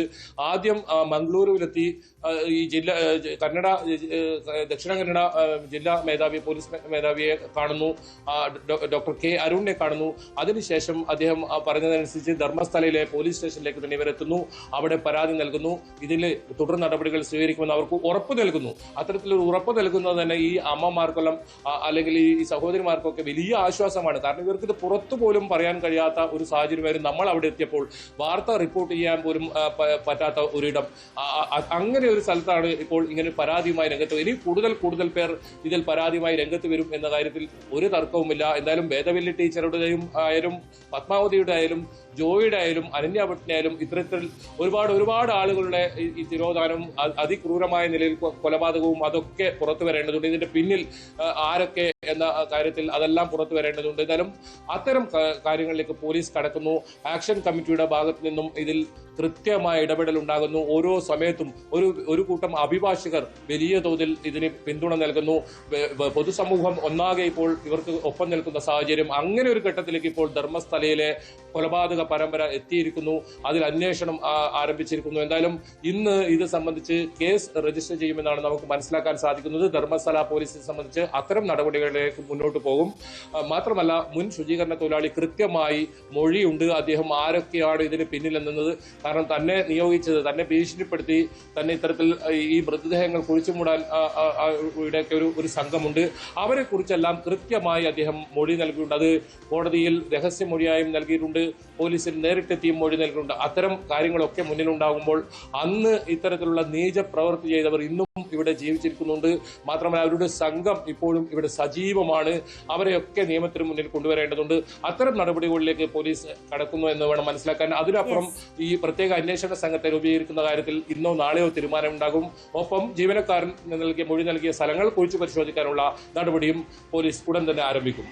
തീർച്ചയായും KV ബൈജു ആണ് വിശദാംശങ്ങളുമായി ചേർത്തത്. എന്തായാലും അന്വേഷണം ഇപ്പോൾ ഊർജിതമായി പുരോഗമിക്കുന്നു എന്നത് ആശാവഹം തന്നെയാണ്. ധർമ്മസ്ഥലയിലെ കൂട്ടക്കൊലപാതക പരമ്പരയിൽ നിരവധിയാർന്ന പെൺകുട്ടികളുടെ, സ്ത്രീകളുടെ തിരോധാനത്തിൽ ഈ വൈകിയ വേളയിലെങ്കിലും അന്വേഷണം നടക്കുന്നുണ്ട് എന്നത് തന്നെ ആശ്വാസകരമാണ്. എന്തായാലും അതിനുവേണ്ടി അഹോരാത്രം പ്രവർത്തിക്കുന്നുമുണ്ട് ന്യൂസ് 18 വാർത്ത ഫലം കാണുന്നുണ്ട്. ഓരോ ഘട്ടത്തിലും പലതരത്തിലുള്ള ഇടപെടലുകൾ, അന്വേഷണത്തിന് പുരോഗതിയൊക്കെ ഈ വിഷയത്തിൽ ഉണ്ടാകുന്നത് നിരന്തരം മറ്റ് ഭീഷണികളെയൊക്കെ മറികടന്നുകൊണ്ട് ന്യൂസ് 18 കേരളം വാർത്ത നൽകുന്നത് കൊണ്ടുകൂടി തന്നെയാണെന്ന് എടുത്തു പറയണം. എന്തായാലും നീതി ലഭിക്കുന്നത് വരെ ഈ പോരാട്ടം തുടരുകയും ചെയ്യുമെന്ന് ഒരിക്കൽ കൂടി പറയട്ടെ. ഇനി നമ്മൾ മറ്റൊരു വാർത്തയിലേക്കാണ് പോകുന്നത്. തുടക്കത്തിൽ സൂചിപ്പിച്ചിരുന്നു, ശിരൂർ ദുരന്തത്തിന് ഇന്ന് 1 ആണ്ട് തികയുകയാണ്. കുത്തിയൊലിച്ച മണ്ണിനൊപ്പം പുഴയുടെ ആഴങ്ങളിലേക്ക് പതിച്ച് ജീവൻ നഷ്ടപ്പെട്ട അർജുൻ മലയാളികൾക്ക് ഇന്നും ഒരു നോവാണ്. സ്വന്തം കൂടപ്പിറപ്പിനെ എന്ന പോലെ നാടൊരുമിച്ച ആ ദിവസങ്ങൾ മലയാളികൾക്ക് ഒരിക്കലും മറക്കാൻ കഴിയില്ല. മലയാളികളെ ദിവസങ്ങളോളം സങ്കടത്തിലാഴ്ത്തിയ ശിരൂർ ദുരന്തത്തിന് ഇന്ന് 1 വർഷം തികയുന്നു. 2024 ജൂലൈ 16 അർജുൻ്റെ ലോറി മണ്ണിടിച്ചിൽ കാണാതായ ആ ദിവസം. ഏതായാലും നമ്മളിപ്പോൾ അതേ ദിവസം തന്നെ 1 വർഷം പിന്നിടുമ്പോൾ അതേ സ്ഥലത്തെത്തിയിരിക്കുന്നു. ഗംഗാവലിപ്പുഴയുടെ ആ തീരത്ത് ഇപ്പോഴും ഗംഗാവലിപ്പുഴ നമുക്ക് കാണാം, കലങ്ങി മറിഞ്ഞ് അതേ രീതിയിൽ ഒഴുകുന്നത്. എന്തായാലും ദൃശ്യങ്ങളിലേക്ക് പോയാൽ പല ഓർമ്മകളാണ് ഈ സ്ഥലത്തു നിന്നും നമുക്ക് വരുന്നത്. ഇപ്പോഴും ആ ഒരു മൂകത ഇവിടെ നമുക്ക് കാണാൻ സാധിക്കും. ഗംഗാവലിപ്പുഴ അന്ന് ഉണ്ടായതിന് സമാനമായ രീതിയിൽ തന്നെ ഒഴുകുന്ന ആ കാഴ്ച നമ്മളിപ്പോൾ ദൃശ്യങ്ങളിൽ കാണുന്ന ആ സ്ഥലത്ത്, അവിടെയാണ് വലിയ തോതിൽ തിരച്ചിൽ നടത്തിയത്. അതായത് 72 ദിവസം നീണ്ടു നിൽക്കുന്ന തിരച്ചിലിനൊടുവിൽ ആ രീതിയിലുള്ള വലിയ തോതിലുള്ള തിരച്ചിലിനൊടുവിലാണ് അർജുനും ലോറിയും കണ്ടെത്തുന്നത്. ഇപ്പോൾ ദൃശ്യങ്ങളിൽ കാണുന്ന ആ സ്ഥലത്ത് നിന്നാണ് അർജുനെയും കണ്ടെത്തുന്ന സാഹചര്യമുണ്ടായത്. ഇപ്പോഴും മൺകൂനകൾ കാണാം. ഈ പ്രദേശത്ത് കരയോട് ചേർന്ന് മൺകൂനകൾ കാണാം. ഒരുപാട് ഓർമ്മകൾ ഉള്ള ഒരു സ്ഥലമാണിത്. ഇവിടെയാണ് ഇപ്പോൾ ദൃശ്യങ്ങളിൽ കാണുന്ന സ്ഥലത്താണ് ഈ ലക്ഷ്മണൻ എന്ന് പറയുന്ന ലോറിക്കാരുടെ പ്രിയപ്പെട്ട ലക്ഷ്മണേട്ടൻ, അദ്ദേഹത്തിൻ്റെ ചായക്കടി ഉണ്ടായിരുന്ന സ്ഥലം. ഇവിടെ ഉണ്ടായിരുന്നവർ ഉൾപ്പെടെ, അർജുൻ ഉൾപ്പെടെ 11 പേരുടെ ജീവനാണ് ഈ മണ്ണിടിച്ചിൽ ഇല്ലാതായത്. നമുക്ക് ദൃശ്യങ്ങളിൽ കാണാം. ഇന്നും ആ അന്നുണ്ടായതിൻ്റെ ആ അവശിഷ്ടം ഇപ്പോഴും മലമുകളിൽ കാണാം. അന്ന് തകർന്ന് വീണ ആ ടവറുകൾ ഇപ്പോഴും 1 വർഷം ആകുമ്പോഴും അവിടെ തന്നെ കിടക്കുന്ന ഒരു സാഹചര്യമാണ് നമുക്ക് ഇപ്പോൾ കാണാൻ സാധിക്കുന്നത്. അതായത് കേരളത്തിലേക്കുള്ള എല്ലാ വാഹനങ്ങളും ഇപ്പോൾ കടന്നു പോകുന്ന പാതയാണിത്. ആ ഒരു പാതയിൽ ഇപ്പോഴും മണ്ണിടിച്ചിലിൻ്റെ ബാക്കി, ദുരന്തത്തിൻ്റെ ബാക്കി ഇപ്പോഴും കാണാം. അപകടകരമാം വിധം തന്നെയാണ് ഇപ്പോഴും ഈ പാതയുള്ളത്. ഇത് ദേശീയപാതയാണ്. ആ ദേശീയപാതയിലുള്ള ആ അവസ്ഥ, സമാനമായ അവസ്ഥ തന്നെയാണ് ഇപ്പോഴും ഉള്ളത്. എന്തായാലും വലിയ തോതിൽ കാലവർഷം ശക്തി പ്രാപിക്കുമ്പോഴും ഇതുവഴിയുള്ള യാത്ര അപകടകരമായി തന്നെ തുടരുന്നു. എന്നാലും അർജുൻ്റെ ഓർമ്മകൾ, അത് കല്ലായിലേക്കുള്ള ആ മരം വണ്ടിയുമായുള്ള ആ യാത്രയ്ക്കിടെ ഒന്ന് വിശ്രമിക്കാൻ ഇവിടെ നിർത്തിയിട്ടതായിരുന്നു ലോറി. ആ സമയത്താണ് വലിയ തോതിലുള്ള മണ്ണിടിച്ചിൽ. മുകളിൽ നിന്നും മണ്ണിടിച്ചിൽ ലോറി അപ്പാടെ കൊണ്ടുപോയി ഗംഗാവലി പുഴയിലേക്ക് പോവുകയായിരുന്നു. 72 ദിവസം നീണ്ട സമാനതകളില്ലാത്ത തെരച്ചിലിനൊടുവിലാണ് അർജുൻ്റെ കണ്ടെത്താൻ സാധിച്ചത്. അതിനിടയിൽ പല സംഭവ വികാസങ്ങളും ഇവിടെ ഉണ്ടായി. സൈന്യം വരെ അർജുൻ്റെ തെരച്ചിലിനായി എത്തുന്ന സാഹചര്യമുണ്ടായി. മഴയും വെയിലും മാറി മാറി വരുന്ന കാലാവസ്ഥയിലും നമ്മളും ഈ ഒരു സ്ഥലത്ത് സാക്ഷിയായിരുന്നു ആ ഒരു തെരച്ചിലിന്. എന്തായാലും ഏറ്റവും ഒടുവിൽ 72ാം ദിവസം അർജുൻ്റെ മൃതദേഹമെങ്കിലും കിട്ടിയാൽ മതിയെന്ന ബന്ധുക്കളുടെ, കുടുംബത്തിൻ്റെ ഒക്കെ പ്രതീക്ഷ, അത് അവസാനം ലഭിക്കുന്ന സാഹചര്യമാണ് ഉണ്ടായത്. എന്നാലും ഇവിടെ ഇപ്പോഴും ഒരുപാട് ആളുകളാണ് ഇപ്പോഴും ഇവിടെ ഈ സ്ഥലത്ത് എത്തുന്നതും ഈ സ്ഥലം നോക്കുന്നതും. അത്രത്തോളം വലിയ ഒരു മലയാളി പ്രാർത്ഥനയോടെ, പ്രതീക്ഷയോടെ കാത്തിരുന്ന ഒരു സംഭവം ആ ഗംഗാവലി പുഴയുടെ തീരത്ത്. എന്തായാലും ഒരുപാട് ഓർമ്മകളുള്ള ആ തീരത്താണ് ഇപ്പോൾ നമ്മളും ഉള്ളത്. ഈ ഒരു ദിവസം ഒരിക്കലും മറക്കാൻ കഴിയാത്ത, മലയാളികൾക്ക് ഒരിക്കലും മറക്കാൻ കഴിയാത്ത ഒരു ദിവസം. നമ്മൾ ആ ഗംഗാവലി പുഴയുടെ ഇപ്പോഴത്തെ ഒരു ചിത്രം, നേർചിത്രമാണിപ്പോൾ ഈ കാണുന്നത്. ഇപ്പോൾ ഒരുപാട് മൺകൂനുകൾ ഇവിടെ, ഈ മലയിടിച്ചിൽ ബാക്കിയായ മൺകൂനുകളൊക്കെ ഈ പുഴയുടെ, ഗംഗാവലി പുഴയുടെ കരയിൽ കാണാം. പുഴ ശക്തമായി ഒഴുകുന്ന ഒരു സാഹചര്യം. അന്ന് വലിയ പ്രതിസന്ധിയായിരുന്നു. പ്രതിസന്ധി തരണം ചെയ്ത് 72 ദിവസം നീണ്ട തിരച്ചിൽ, ഡ്രഡ്ജർ ഉപയോഗിച്ചുള്ള തിരച്ചിൽ. ആ തിരച്ചിലൊടുവിൽ ന്യൂസ് 18 ആദ്യം തുടക്കത്തിൽ പുറത്തുവിട്ട ഒരു സ്ഥലം, അതേ സ്ഥലത്ത് നിന്നും ലോറിയും അർജുനെയും പുറത്തേക്കെടുക്കുന്ന സാഹചര്യം. അപ്പോഴും തൻ്റെ പ്രിയപ്പെട്ട ലോറി അർജുനെ ചേർത്ത് പിടിച്ച് അർജുനെ ഒപ്പം ആ ലോറി മുകളിലേക്ക് എത്തുന്ന സാഹചര്യമാണ് ഉണ്ടായത്. അത് കൺമുന്നിൽ അത്രത്തോളം വലിയൊരു ആകാംക്ഷയുടെയും ഒരു കാഴ്ചയായിരുന്നു. എന്തായാലും ഈ ഗംഗാവലി പുഴ ഇപ്പോഴും ഇതിനെല്ലാം സാക്ഷിയായി ഇതേ അവസ്ഥയിൽ തന്നെ ഒഴുകുന്ന സാഹചര്യമായിരുന്നു. എന്നാലും തൻ്റെ മകന് വേണ്ടിയുള്ള കളിപ്പാട്ടം, അത് ലോറിയുടെ മുന്നിൽ വെച്ചായിരുന്നു അർജുൻ യാത്ര ചെയ്തിരുന്നത്. ആ കളിപ്പാട്ടം ഉൾപ്പെടെ അർജുൻ്റെ കുടുംബത്തിന് തിരിച്ചു കൊടുത്തു എന്നത് തന്നെയാണ് ഇതിലേറ്റവും വൈകാരികമായ രംഗങ്ങൾക്ക് അന്ന് സാക്ഷ്യം വഹിച്ചത്. എന്നാലും ഇപ്പോഴും ഇവിടെ ആ ശക്തമായ കാറ്റും പലപ്പോഴും മാറി മാറി പെയ്യുന്ന മഴയും അതൊക്കെയുള്ള ഒരു കാലാവസ്ഥ തന്നെയാണ് ഇപ്പോഴും ഇവിടെ ഉള്ളത്. 1 വർഷമാകുമ്പോഴും അർജുനും അർജുൻ്റെ ലോറിയും ഈ ഗംഗാവലി പുഴ അതിൽ അപകടത്തിൽപ്പെട്ട് 1 വർഷമാകുമ്പോഴും അതിൻ്റെ ഓർമ്മകൾ ഇപ്പോഴും ഇവിടെ ബാക്കി നിൽക്കുന്നു. ശിരൂരിലെ ഗംഗാവലി പുഴയിൽ നിന്നും KB ബൈജു, ന്യൂസ് 18. കാലം എത്ര കടന്നു പോയാലും ഈ ദിവസം നമ്മൾ മറക്കില്ല എന്നതാണ്, മലയാളികൾ മറക്കില്ല എന്നതാണ് വാസ്തവം. ഷാർജയിൽ ജീവനൊടുക്കിയ വിഭജികയുടെ മകൾ വൈഭവിയുടെ സംസ്കാര കാര്യത്തിൽ ഇന്ന് തീരുമാനമുണ്ടാകും. മൃതദേഹം UAEയിൽ സംസ്കരിക്കാനുള്ള തീരുമാനം ഇന്ത്യൻ കോൺസുലേറ്റ് ഇടപെട്ടാണ് തടഞ്ഞത്. വിഭജികയുടെ അമ്മയും സഹോദരനും ഷാർജയിൽ എത്തിയിട്ടുണ്ട്. നിതീഷിന്റെ കുടുംബത്തിനെതിരായ നിയമ നടപടിയുമായി മുന്നോട്ട് പോവുകയാണ് വിഭജികയുടെ കുടുംബം. വിനീഷ് കൂടുതൽ വിശദാംശങ്ങളുമായി നമുക്കൊപ്പം ചേരുകയാണ്. വിനീഷ്, നീതി തേടി ഒരു കുടുംബം, വിഭജികയുടെ കുടുംബം ഇപ്പോൾ ഷാർജയിൽ എത്തിയിരിക്കുകയാണ്. ഇന്നലെ കോൺസുലേറ്റിന്റെ ഭാഗത്തു നിന്ന് നിർണായകമായ ഒരു ഇടപെടൽ ഉണ്ടായതുകൊണ്ടാണ് മകൾ, ആ കുഞ്ഞ് വൈഭവിയുടെ സംസ്കാര ചടങ്ങ് മാറ്റിവെക്കാൻ സാധിച്ചത്. കുടുംബത്തിന് ഒരുപാട് ആശങ്കയുള്ള സാഹചര്യത്തിൽ കുടുംബത്തിൻ്റെ ആശങ്കകൾ പരിഗണിച്ചുകൊണ്ടാണ് അത്തരത്തിൽ ഒരു നടപടിയിലേക്ക് കടക്കാൻ കോൺസുലേറ്റ് തയ്യാറായത്. ഈ നിയമ നടപടി ഏത് തരത്തിലാണ് പുരോഗമിക്കുന്നത്?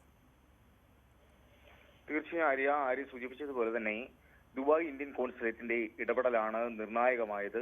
സംസ്കാരം നടക്കാനുള്ള അവസാന ഘട്ടത്തിലായിരുന്നു ദുബായ് ഇന്ത്യൻ കോൺസുലേറ്റ് ഇടപെട്ടത്. അത് വളരെ പ്രധാനമായി. വിഭജികയുടെ ഭർത്താവായ നിതീഷ് വൈഭവിയുടെ മൃതദേഹം ഷാർജ ശ്മശാനത്തിൽ സംസ്കരിക്കാൻ തയ്യാറെടുക്കുന്ന സമയത്താണ് കോൺസുലേറ്റിന്റെ പ്രതിനിധികൾ അവിടേക്ക് എത്തിയത്.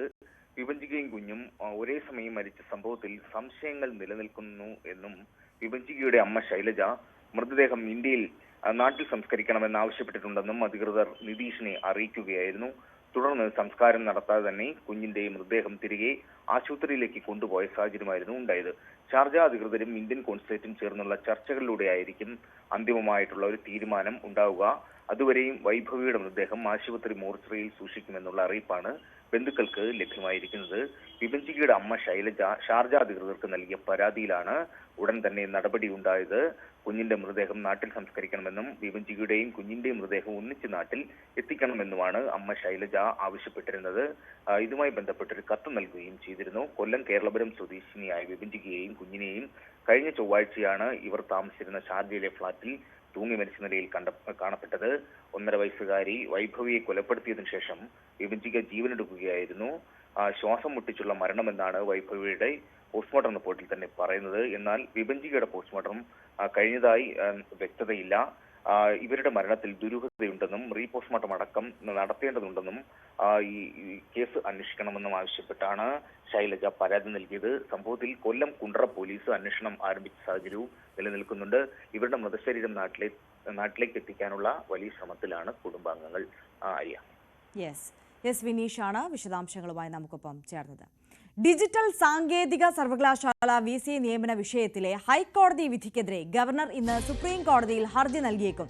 താൽക്കാലിക VC നിയമനങ്ങൾക്ക് UGC ചട്ടങ്ങൾ ബാധകമല്ലെന്ന വിധിയിലെ പരാമർശമാണ് ഗവർണർ ചോദ്യം ചെയ്യുക.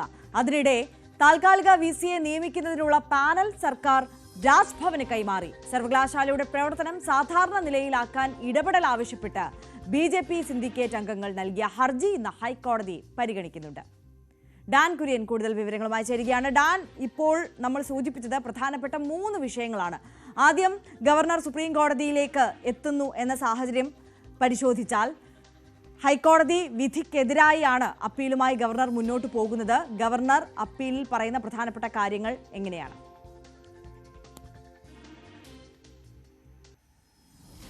ഹൈക്കോടതി ഡിവിഷൻ ബെഞ്ചിന്റെ ഭാഗത്ത് നിന്ന് ഒരു തിരിച്ചടി നേരിട്ടതോടെയാണ് വിഷയം ചൂണ്ടിക്കാണിച്ചുകൊണ്ട് മേൽക്കോടതിയായ സുപ്രീം കോടതിയെ സമീപിക്കാനുള്ള രാജ്ഭവന്റെ തീരുമാനം. ഈ ഹൈക്കോടതി വിധിയിൽ തന്നെ പരാമർശിച്ചിട്ടുള്ള താൽക്കാലിക VCമാരെ നിയമിക്കുന്നതിന് UGC ചട്ടങ്ങൾ ബാധകമല്ലെന്ന കാര്യം ചോദ്യം ചെയ്തുകൊണ്ടായിരിക്കും ഗവർണർ, ചാൻസലർ കൂടിയായ ഗവർണർ സുപ്രീം കോടതിയിൽ ഹർജി ഫയൽ ചെയ്യുക എന്നാണ് നമുക്ക് മനസ്സിലാക്കാൻ കഴിയുന്നത്. അങ്ങനെയാണെങ്കിൽ സുപ്രീം കോടതിയുടെ ഭാഗത്ത് നിന്ന് രാജ്ഭവന് അനുകൂലമായ അല്ലെങ്കിൽ ഗവർണറുടെ തീരുമാനത്തിന് അനുകൂലമായ ഒരു നിലപാടുണ്ടാകും, അല്ലെങ്കിൽ അങ്ങനെ ഒരു ഉത്തരവുണ്ടാകുമെന്ന പ്രതീക്ഷയിലാണ് രാജ്ഭവന്റെ തിടുക്കത്തിലുള്ള നീക്കം ആ വഴിയിലേക്ക് നടക്കുന്നത്. പക്ഷേ ഒട്ടും സമയം പാഴാക്കാതെ തന്നെ സർക്കാരും ഉന്നത വിദ്യാഭ്യാസ വകുപ്പും ഈ VCമാരെ തെരഞ്ഞെടുക്കാനുള്ള താൽക്കാലിക VCമാരെ തെരഞ്ഞെടുക്കാനുള്ള പാനൽ രാജ്ഭവന് കൈമാറിയിട്ടുണ്ട്. 3 പേരുകളാണ് doctor Jayaprakash, doctor Praveen, doctor Sajeev. ഇങ്ങനെ 3 പേരുകളാണ് ഈ പാനലിലുള്ളത്. ഈ പാനലിൽ നിന്ന് സാങ്കേതിക സർവകലാശാലയുടെ താൽക്കാലിക VCയെ തെരഞ്ഞെടുക്കണമെന്ന ആവശ്യമാണ് ഉന്നത വിദ്യാഭ്യാസ വകുപ്പ് മുമ്പോട്ട് വെച്ചിട്ടുള്ളത്. അതിൽ നിന്ന് ചാൻസലറായ ഗവർണറാണ് ഈ VCയെ, താൽക്കാലിക VCയെ തെരഞ്ഞെടുക്കേണ്ടത്. പക്ഷേ അത് മുഖവിലക്കെടുക്കാൻ രാജ്ഭവൻ തയ്യാറായേക്കില്ല എന്നാണ് സൂചന. അങ്ങനെയാണെങ്കിൽ അത് വീണ്ടും ഒരു നിയമ പോരാട്ടത്തിലേക്ക് കാര്യങ്ങൾ എത്തിക്കും. ഇന്ന് BJP നോമിനേറ്റ് ചെയ്തിട്ടുള്ള അല്ലെങ്കിൽ ഗവർണർ നോമിനേറ്റ് ചെയ്തിട്ടുള്ള സിൻഡിക്കേറ്റ് അംഗങ്ങൾ മാധ്യമങ്ങളെ കാണുന്നുണ്ട് രാവിലെ. അവരുടെ വാദം ഇന്ന് ഹൈക്കോടതിയിൽ നടക്കും. ഇതുമായി ബന്ധപ്പെട്ട് അവർ ഹൈക്കോടതിയിൽ ഫയൽ ചെയ്ത ഹർജിയിൽ കോടതിയുടെ ഭാഗത്ത് നിന്ന് ഹൈക്കോടതി വിധിയുടെ പശ്ചാത്തലത്തിലാണ് സർക്കാർ ഇത്തരത്തിൽ തിടുക്കപ്പെട്ട് 3 പേരുകൾ നിർദ്ദേശിച്ചുകൊണ്ടുള്ള പാനൽ രാജ്ഭവന് കൈമാറിയത്. പക്ഷേ ഇതേ വിഷയത്തിൽ ഗവർണർ സുപ്രീം കോടതിയിലേക്ക് പോയിരിക്കുകയാണ്. പക്ഷെ അവിടെ നിന്ന് ഒരു വിധി സമ്പാദിക്കുന്നത് വരെ ഈ വിഷയത്തിൽ ഈ പാനലിൽ നിന്നൊരു പേര് തെരഞ്ഞെടുക്കുന്നതിൽ കാത്തിരിക്കാൻ സാധിക്കുമോ? ആ ഒരു സമയപരിധി ഗവർണർക്ക് നിയമപരമായി ലഭിക്കുന്നുണ്ടോ?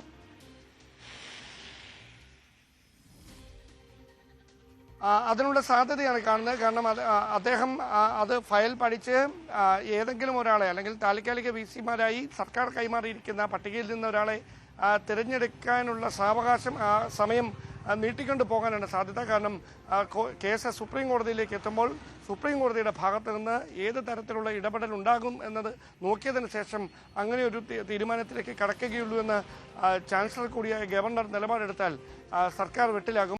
അവിടെയാണ് തുടർ നീക്കങ്ങൾ എങ്ങനെയാകുമെന്നതിൽ ഒരു ആകാംക്ഷ നിലനിൽക്കുന്നത്. അതുകൊണ്ടാണ് ഞാൻ ആദ്യം തന്നെ സൂചിപ്പിച്ചത്, ഇത് വലിയ നിയമ പോരാട്ടങ്ങളിലേക്ക് തന്നെ വഴിവെക്കും. പെട്ടെന്നൊന്നും അവസാനിക്കുന്ന ഒരു കാര്യമായിരിക്കില്ല. സിൻഡിക്കേറ്റ് ഒരു വഴിക്കും VC മറ്റൊരു വഴിക്കും എന്ന തരത്തിൽ തുടങ്ങിയ പോരാട്ടം വി സിക്ക് അനുകൂലമായി ചാൻസലറായ ഗവർണർ കൂടി മറുവശത്ത് നിലനിൽക്കുമ്പോൾ ഇത് സിൻഡിക്കേറ്റ് രാജ്ഭവൻ പോരാട്ടമായി മാറുന്ന ഒരു സാഹചര്യത്തിലേക്ക് കാര്യങ്ങളെത്തും. ഡാൻ, മറ്റൊരു കാര്യം എന്തെന്ന് വെച്ചാൽ നമുക്കറിയാം, അസാധാരണമായ ഭരണ പ്രതിസന്ധിയാണ് സർവകലാശാല ഇപ്പോൾ നേരിട്ടുകൊണ്ടിരിക്കുന്നത്. ഈ രജിസ്ട്രാർ VC പോര് അത് പുതിയ തലങ്ങളിലേക്ക് നീങ്ങുകയാണ്. കഴിഞ്ഞ ദിവസം നമ്മൾ കണ്ടു, ഔദ്യോഗിക വാഹനം വിലക്കിക്കൊണ്ട് VC ഇടപെടുന്നു. പക്ഷെ അത്തരത്തിൽ ഇടപെടാനുള്ള അധികാരം VCക്കില്ല, സിൻഡിക്കേറ്റിന് മാത്രമാണ് അധികാരമുള്ളത് എന്ന് പറഞ്ഞുകൊണ്ട് ഇടത് സിൻഡിക്കേറ്റ് അംഗങ്ങൾ രംഗത്തേക്ക് വരുന്ന കാഴ്ചകൾ കണ്ടു. എന്നിരുന്നാൽ പോലും പല തരത്തിൽ ഇത്തരത്തിൽ പോര് മുറുകുമ്പോൾ സാധാരണക്കാരായ കുട്ടികളാണ്, വിദ്യാർത്ഥികളാണ് ഇതിനിടയിൽ പെട്ടുപോകുന്നത്. അവർക്ക് ലഭ്യമാകേണ്ട സർട്ടിഫിക്കറ്റുകൾ അടക്കം ലഭ്യമാകുന്നതിന് കാലതാമസം വരുന്നു. അത്തരത്തിൽ ഭരണ പ്രതിസന്ധി വളരെ രൂക്ഷമായി തുടരുകയാണ്. ഈ വിഷയത്തിലാണോ BJP സിൻഡിക്കേറ്റ് അംഗങ്ങൾ ഹൈക്കോടതിയെ സമീപിക്കുന്നത്?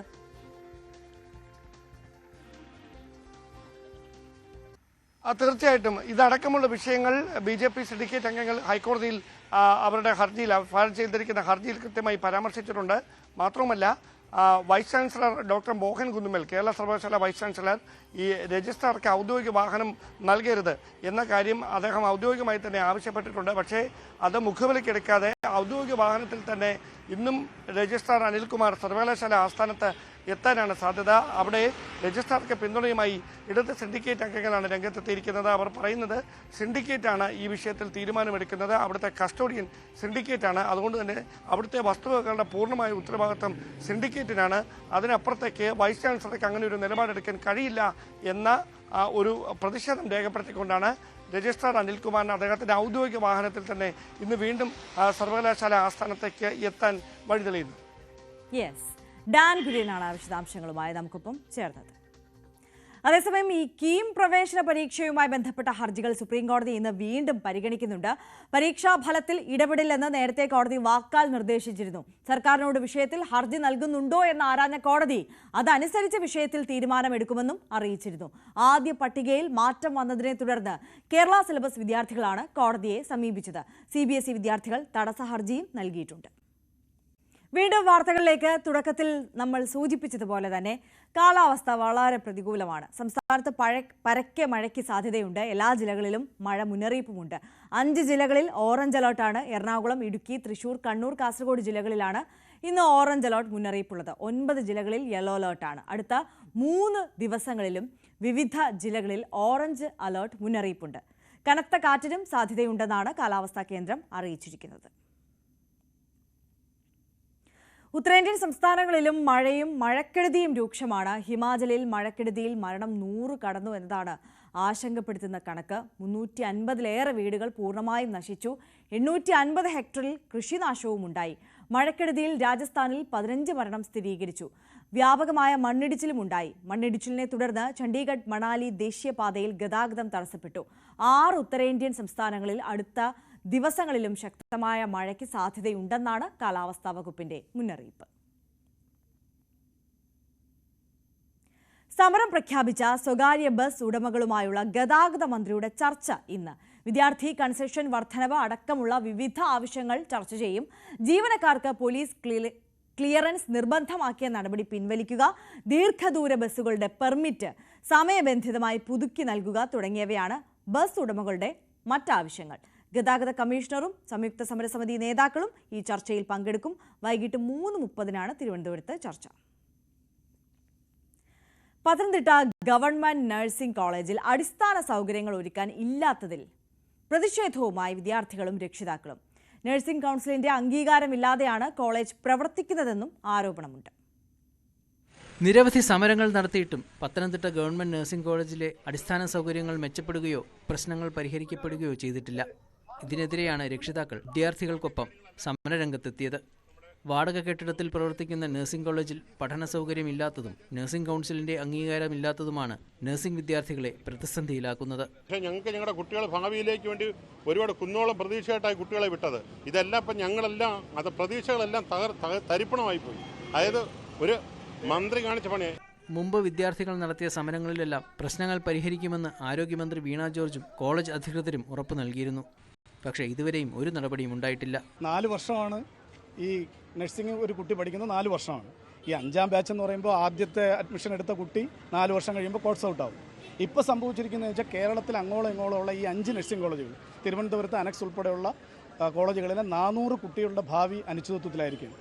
ഇപ്പോഴും മന്ത്രി പറയുന്നത് INC-യുടെ അംഗീകാരം വേണ്ട, അങ്ങനെ സുപ്രീം കോടതി വിധിയുണ്ടെന്നാണ്. എന്നാൽ PTA മീറ്റിങ്ങിൽ ഞങ്ങളുടെ പ്രിൻസിപ്പൾ പറയുന്നത് 1 ലക്ഷം രൂപ കഴിഞ്ഞ മാസം INC-ക്ക് ഇൻസ്പെക്ഷന് വേണ്ടി അടച്ചു എന്നാണ്. അപ്പം മന്ത്രി പച്ചക്കള്ളം പറഞ്ഞ് ഞങ്ങളെയൊക്കെ വഞ്ചിക്കുകയാണ്, പറ്റിക്കുകയാണ്.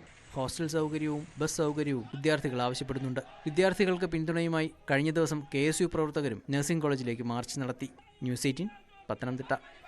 ശശിനാരായണൻ കൂടുതൽ വിവരങ്ങളുമായി നമുക്കൊപ്പം ചേരുകയാണ്. ശശിനാരായണൻ, ആരോഗ്യമന്ത്രിയുടെ ജില്ലയിൽ തന്നെയാണ് ഈ വിഷയം ഉള്ളത് എന്നതാണ് ഏറെ പ്രധാനപ്പെട്ട കാര്യം. വലിയ പ്രതിഷേധമാണ് രക്ഷിതാക്കളുടെ വിദ്യാർത്ഥികളുടെ ഭാഗത്തു നിന്ന് ഉയരുന്നത്. തീർച്ചയായിട്ടും അത് തന്നെയാണ്. കഴിഞ്ഞ 3 വർഷമായി ഈ കോളേജിന് ഇന്ത്യൻ നഴ്സിംഗ് കൗൺസിലിന്റെ അംഗീകാരം ഇല്ല. ഒപ്പം പഠന സൗകര്യങ്ങളില്ല, അത് ഹോസ്റ്റൽ സൗകര്യമില്ല, വാഹന സൗകര്യമില്ല. അത്തരം ഒട്ടനവധി കാര്യങ്ങൾ ഈ കുട്ടികൾ നിരന്തരം ഇത്തരത്തിൽ പരാതി ഉന്നയിച്ചിട്ടും പ്രിൻസിപ്പൽ അടക്കമുള്ള ആളുകൾ ഇത് പരിഹരിക്കാമെന്ന് ഉറപ്പ് നൽകുന്നില്ല. മന്ത്രി അടക്കമുള്ള ആളുകൾ ഉടൻ തന്നെ പരിഹരിക്കുമെന്നൊക്കെ ഉറപ്പ് നൽകിയെങ്കിലും ഇതുവരെ ഒരു പരിഹാര മാർഗമില്ലാത്തതുകൊണ്ട് തന്നെ കുട്ടികൾ കഴിഞ്ഞ കുറേ ദിവസങ്ങളായി ഈ സമരങ്ങളിലേക്ക് കുട്ടികൾ മാറുന്നത്. കഴിഞ്ഞ ദിവസം കുട്ടികൾ മഴ നനഞ്ഞ് കോളേജിന് മുന്നിൽ തന്നെ സമരം ചെയ്തൊരു സാഹചര്യം ഉണ്ടായിരുന്നു. വാടക കെട്ടിടത്തിലാണ് ഈ നഴ്സിംഗ് കോളേജ് പ്രവർത്തിക്കുന്നത്. അത് ആദ്യം ഒരു കെട്ടിടത്തിൽ മാത്രമാണ്, ഇപ്പൊ 2 കെട്ടിടങ്ങളിലാണ് പ്രവർത്തിക്കുന്നത്. അവിടെ ലാബ് സൗകര്യം ഇല്ല. ഈ വാഹന സൗകര്യം എന്ന് പറഞ്ഞാൽ ഇവിടെ മദർ ഹോസ്പിറ്റലാണ് ഉള്ളത്, കോന്നി മെഡിക്കൽ കോളേജ്. അവിടത്തേക്ക് കുട്ടികൾ അനാട്ടമി അടക്കമുള്ള പഠിക്കാൻ വേണ്ടി അവിടെ വരണം. അതിന് ബസ് സൗകര്യമില്ല, അതിന് കോളേജ് ബസ്സില്ല. ഹോസ്റ്റൽ ഇല്ലാത്തതുകൊണ്ട് മറ്റൊരു സാമൂഹ്യക്ഷേമ വകുപ്പിന്റെ ഹോസ്റ്റലാണ് ഈ കുട്ടികൾ പഠിക്കുന്നത്. അവിടെ ഫീസിന്റെ കാര്യത്തിൽ വലിയ വർധനവ്, 7,000, 6,000, 7,000 രൂപ കുട്ടികൾ കൊടുക്കേണ്ടി വരുന്നു. അത്തരത്തിൽ പലതരത്തിലുള്ള ദുരിതങ്ങൾ ഈ മെറിറ്റ് അടിസ്ഥാനത്തിൽ കിട്ടിയ ഗവൺമെന്റ് നഴ്സിംഗ് കോളേജിൽ വന്ന കുട്ടികൾ അനുഭവിക്കുന്നു എന്നുള്ളതാണ് ഈ രക്ഷിതാക്കളെ സംബന്ധിച്ച് ആശങ്കപ്പെടുന്നത്. അതുപോലെ തന്നെ ഈ കോളേജിൽ കഴിഞ്ഞ 3 വർഷമായി ഇന്ത്യൻ നഴ്സിംഗ് കൗൺസിലിന് അംഗീകാരം ലഭിക്കുന്നത്. അതുകൊണ്ട് ഈ കുട്ടികൾ ഇവിടെ പഠിച്ചാൽ പുറത്തു പോകാൻ പോലും കഴിയാത്തൊരു സാഹചര്യം ഉണ്ടെന്നൊക്കെയുള്ള ആശങ്ക കൂടി ഈ രക്ഷിതാക്കൾ പങ്കുവെക്കുന്നു. മന്ത്രിക്ക് ഇത് സംബന്ധിച്ച് പരാതി നൽകിയിട്ടും നടപടി ഉണ്ടാകുന്നില്ല. ഉടൻ പരിഹരിക്കുന്നു പറഞ്ഞ നടപടി ഉണ്ടാകുന്നില്ല. ഇങ്ങനെ ഒട്ടനവധി കാര്യങ്ങൾ കഴിഞ്ഞ 3 വർഷമായി തുടങ്ങുമ്പോൾ അടുത്ത ബാച്ചിൽ പുതിയ അഡ്മിഷൻ എടുക്കുന്നു എന്നുള്ള കാര്യങ്ങളൊക്കെ പുതിയ വരികയാണ്. ഇവരെല്ലാം പ്രതിഷേധമായി രംഗത്തുണ്ട്. ഏകദേശം കേരളത്തിൽ 5 കോളേജിൽ പുതിയ അനുവദിച്ചിട്ടുള്ള 5 കോളേജുകൾക്കും ഇന്ത്യൻ നഴ്സിംഗ് കൗൺസിലിന് അംഗീകാരമില്ലെന്നാണ് ഈ രക്ഷിതാക്കൾ ആരോപിക്കുന്നത്. എന്തായാലും പ്രതിസന്ധി പരിഹരിക്കാതെ മുന്നോട്ട് പോകാൻ കഴിയില്ല. അതിന് തുടർ നടപടികൾ വേണമെന്നാണ് ഈ രക്ഷിതാക്കൾ ആവശ്യപ്പെടുന്നത്. അതുപോലെ തന്നെ KSU അടക്കമുള്ള വിദ്യാർത്ഥി സംഘടനകൾ ഇപ്പോൾ കുട്ടികൾക്ക് പിന്തുണ അർപ്പിച്ചുകൊണ്ട് സമരരംഗത്ത് വന്നിട്ടുള്ള ആര്യ. ശശിനാരായണനാണ് വിവരങ്ങൾ പങ്കുവച്ചത്. ഭിക്ഷാടനവും ബാലവേലയും നിരോധിച്ച സംസ്ഥാനമാണ് കേരളം. എന്നിട്ടും അധികാരികളുടെ കൺമുന്നിൽ പട്ടാപ്പകൽ പോലും കുട്ടികളെ ഉപയോഗിച്ചുള്ള ഭിക്ഷാടനം നിർബാധം തുടരുകയാണ്. തിരുവനന്തപുരം നഗരത്തിലെ ട്രാഫിക് സിഗ്നലുകൾ കേന്ദ്രീകരിച്ചാണ് ഇതര സംസ്ഥാനക്കാർ കൈക്കുഞ്ഞുങ്ങളുമായി അപകടകരമായി ഭിക്ഷാടനം നടത്തുന്നത്.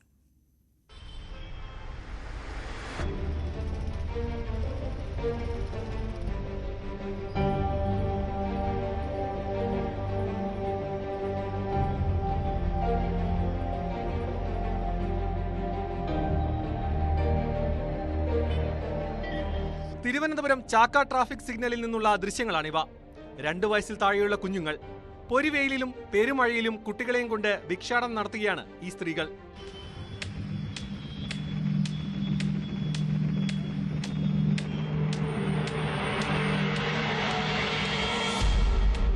കുട്ടികൾക്ക് ഭക്ഷണം നൽകാൻ സഹായിക്കണമെന്നാണ് അഭ്യർത്ഥന. സിഗ്നലിൽ നിർത്തുന്ന എല്ലാ വാഹനങ്ങളുടെയും അടുത്തെത്തും. ഗ്ലാസ് ഡോറുകൾ തട്ടി ഭിക്ഷയാചിക്കും. കുറച്ചുകൂടി മുതിർന്ന കുട്ടികളെ ഉപയോഗിച്ചും ഭിക്ഷാടനമുണ്ട്.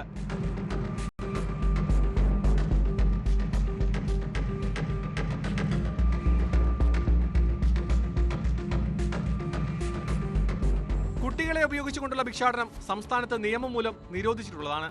ബാലനീതി നിയമം സെക്ഷൻ 75, 76 എന്നിവ പ്രകാരം ബാലഭിക്ഷാടനം ശിക്ഷാർഹവുമാണ്.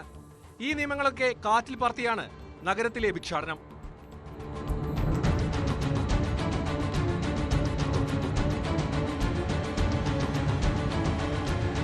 ഉത്തരേന്ത്യയിൽ നിന്നുള്ളവരാണ് സംഘങ്ങളായി തിരിഞ്ഞുകൊണ്ട് തലസ്ഥാനത്തിന്റെ പല ഭാഗങ്ങളിൽ ഭിക്ഷാടനം നടത്തുന്നത്. ഇവർ എവിടെ നിന്ന് വരുന്നെന്നോ ആരാണ് ഇവരുടെ പിന്നിലെന്നോ കൃത്യമായ വിവരമില്ല. ശിശുക്ഷേമ വകുപ്പും പോലീസും ചേർന്ന് ഇവരെ ഇവിടെ നിന്നും മാറ്റാനുള്ള നീക്കങ്ങൾ നടത്തിക്കൊണ്ടിരിക്കുന്നുണ്ട്. ക്യാമറമാൻ വിനോദിനോടൊപ്പം സാരംഗ് സുധാകരൻ, ന്യൂസ് 18 തിരുവനന്തപുരം.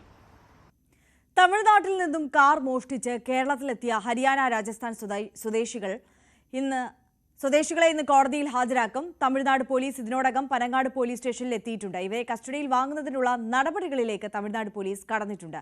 പ്രതികളുടെ ക്രിമിനൽ പശ്ചാത്തലം അടക്കമുള്ള കാര്യങ്ങളിൽ പോലീസ് കൂടുതൽ പരിശോധന നടത്തും. വാഹനത്തിൽ ഗ്യാസ് കട്ടർ സൂക്ഷിച്ചത് എന്തിനാണ് എന്നതിലും വ്യക്തത വരുത്തും. കാർ മോഷണത്തിന്റെ ലക്ഷ്യം കണ്ടെത്താനാണ് പോലീസിന്റെ നീക്കം. തെരുവ് നായ വന്ധ്യംകരണവുമായി ബന്ധപ്പെട്ട് മന്ത്രിതല ചർച്ച ഇന്ന് നടക്കും. തദ്ദേശ സ്വയംഭരണ വകുപ്പ് മന്ത്രി MP രാജേഷ്, മൃഗസംരക്ഷണ വകുപ്പ് മന്ത്രി J ചിഞ്ചുറാണി എന്നിവർ യോഗത്തിൽ പങ്കെടുക്കും. സംസ്ഥാനത്ത് വ്യാപകമായ തെരുവുനായ ആക്രമണവും വിവിധ ഇടങ്ങളിൽ പേവിഷബാധയേറ്റ് മരണങ്ങളുണ്ടായ സാഹചര്യവും യോഗം ചർച്ച ചെയ്യും. CPI സംസ്ഥാന കൗൺസിൽ യോഗം ഇന്ന് സമാപിക്കും. പാർട്ടി കോൺഗ്രസിൽ അവതരിപ്പിക്കേണ്ട കരട് രാഷ്ട്രീയ പ്രമേയത്തിന്മേലുള്ള ചർച്ച ഇന്ന് നടക്കും. നാട്ടിക MLA CC മുകുന്ദന്റെ പാർട്ടി വിരുദ്ധ പ്രസ്താവനയും ചർച്ചയായേക്കും. പാർട്ടി സമ്മേളനങ്ങളിൽ മിക്കയിടത്തും വിഭാഗീയ നീക്കങ്ങൾ ഉണ്ടെന്ന വിലയിരുത്തലും ഇന്നലെ ചേർന്ന കൗൺസിലിൽ ഉണ്ടായിരുന്നു. മുൻ മുഖ്യമന്ത്രി VS അച്യുതാനന്ദന്റെ ആരോഗ്യനിലയിൽ മാറ്റമില്ല. ഡോക്ടർമാരുടെ വിദഗ്ധ സംഘം ആരോഗ്യനില വിലയിരുത്തുന്നുണ്ട്. രക്തസമ്മർദ്ദവും വൃക്കകളുടെ പ്രവർത്തനവും സാധാരണ നിലയിൽ ആയിട്ടില്ല. വെന്റിലേറ്റർ സഹായത്തോടെയാണ് ചികിത്സ. കഴിഞ്ഞ മാസം 23-നാണ് VSനെ ഹൃദയാഘാതത്തെ തുടർന്ന് തിരുവനന്തപുരം SUT ആശുപത്രിയിൽ പ്രവേശിപ്പിച്ചത്. നിപ സ്ഥിരീകരിച്ച പാലക്കാട് ജാഗ്രത തുടരുകയാണ്. 347 പേരാണ് ജില്ലയിൽ സമ്പർക്ക പട്ടികയിലുള്ളത്. ഇതിൽ 31 പേർ ഹൈറിസ്ക് പട്ടികയിലുള്ളവരാണ്. 12 പേർ വിവിധയിടങ്ങളിൽ ഐസൊലേഷനിൽ കഴിയുന്നുണ്ട്. രോഗം സ്ഥിരീകരിച്ച തച്ചനാട്ടുകര സ്വദേശിനി കോഴിക്കോട് മെഡിക്കൽ കോളേജ് ആശുപത്രിയിൽ ചികിത്സയിലാണ്. കഴിഞ്ഞ ദിവസം രോഗം സ്ഥിരീകരിച്ചയാൾ ജോലി ചെയ്ത അഗളിയിലെ തോട്ടത്തിലും വിദഗ്ധ സംഘം പരിശോധന നടത്തി. 5 വാർഡുകളിൽ നിയന്ത്രണം തുടരും. അഹമ്മദാബാദ് അപകടത്തെ തുടർന്ന് നിർത്തിവെച്ച അന്താരാഷ്ട്ര വിമാന സർവീസുകളിൽ ചിലത് ഓഗസ്റ്റ് 1 മുതൽ പുനഃസ്ഥാപിക്കുമെന്ന് എയർ ഇന്ത്യ അറിയിച്ചു. ലണ്ടനിലെ ഗ്യാറ്റ്വിക്കിന് പകരമായി ഓഗസ്റ്റ് 1 മുതൽ സെപ്റ്റംബർ 30 വരെ അഹമ്മദാബാദിൽ നിന്ന് ലണ്ടനിലെ ഹീത്രോയിലേക്ക് ആഴ്ചയിൽ 3 വിമാന സർവീസുകൾ നടത്തും. നിർത്തിവെച്ച് എല്ലാ വിമാന സർവീസുകളും ഒക്ടോബർ 1 മുതൽ പൂർണ്ണമായും പുനഃസ്ഥാപിക്കാനും പദ്ധതിയുണ്ട്. നെടുമ്പാശ്ശേരിയിൽ CISF ഉദ്യോഗസ്ഥർ കാർ ഇടിപ്പിച്ച് യുവാവിനെ കൊലപ്പെടുത്തിയ കേസിൽ മരിച്ച ഐവിന്റെ മാതാവ് ഹൈക്കോടതിയിൽ. കേസിലെ 2ാം പ്രതിക്ക് ജാമ്യം അനുവദിച്ചതിനെതിരെയാണ് ഹർജി. CISF കോൺസ്റ്റബിൾ മോഹൻകുമാറിന് അഡീഷണൽ സെഷൻസ് കോടതിയാണ് ജാമ്യം അനുവദിച്ചത്. മകന്റെ കൊലപാതകത്തിൽ മോഹൻകുമാറിനും വ്യക്തമായ പങ്കുണ്ടെന്ന് മാതാവ് ആരോപിക്കുന്നു. കുട്ടനാട്ടിലെ പാടശേഖരങ്ങളിലേക്ക് ഓരുജലം കടക്കാതിരിക്കാൻ ആലപ്പുഴ തോട്ടപ്പള്ളി സ്പിൽവേയുടെ ഷട്ടറുകൾ അടച്ചിട്ടും KMML മണൽ നീക്കം നടത്തുന്നതിനെതിരെ പ്രതിഷേധം ശക്തമാവുകയാണ്. ഉപ്പുവെള്ളം കുട്ടനാട്ടിലേക്ക് ഒഴുകാതിരിക്കാൻ പൊഴിമുഖം അടയ്ക്കേണ്ടതിന് പകരമായി കടലിൽ നിന്നുൾപ്പെടെ ഇന്നലെയും കരിമണൽ ഖനനം ചെയ്യുന്നതിന്റെ ദൃശ്യങ്ങൾ ന്യൂസ് 18 ലഭിച്ചു.